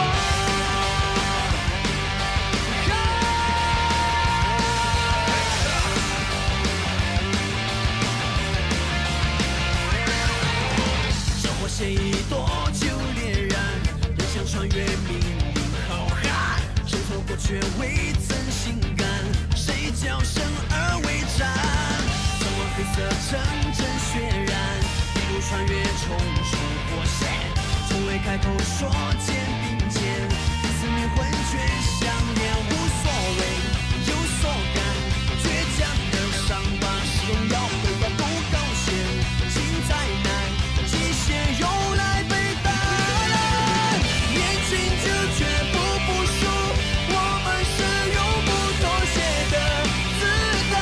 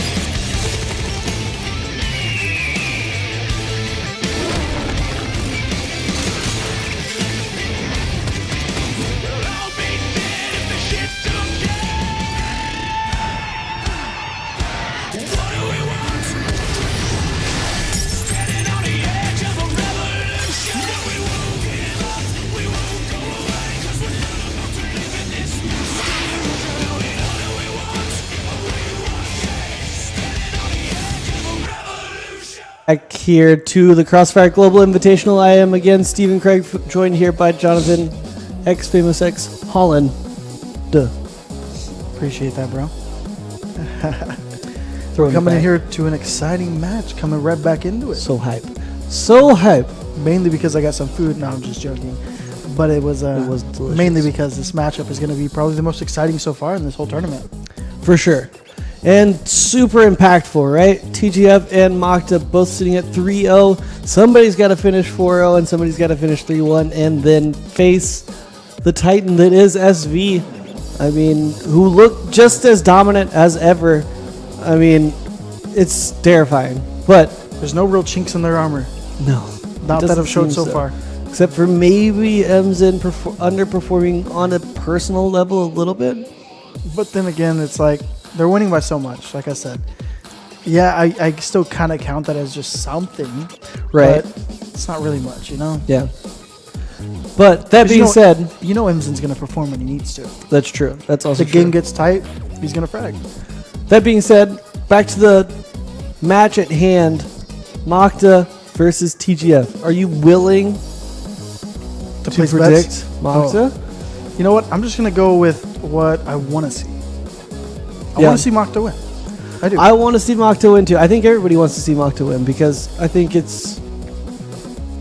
If you have to face SV, you want to do it in the final. And nobody wants to see an all-China final.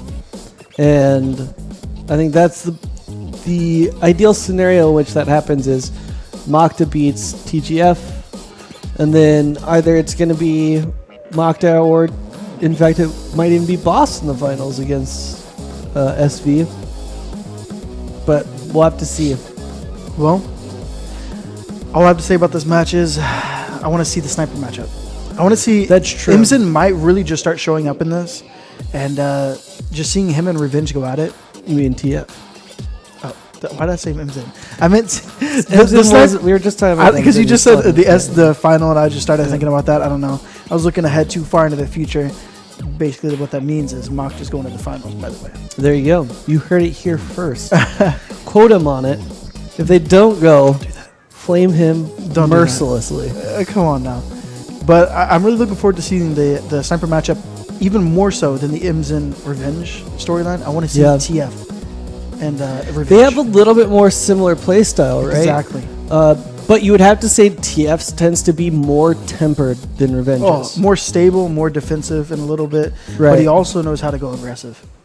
And that's very true, right? So that's something that we've seen Revenge look better about with the addition of Cart to this lineup.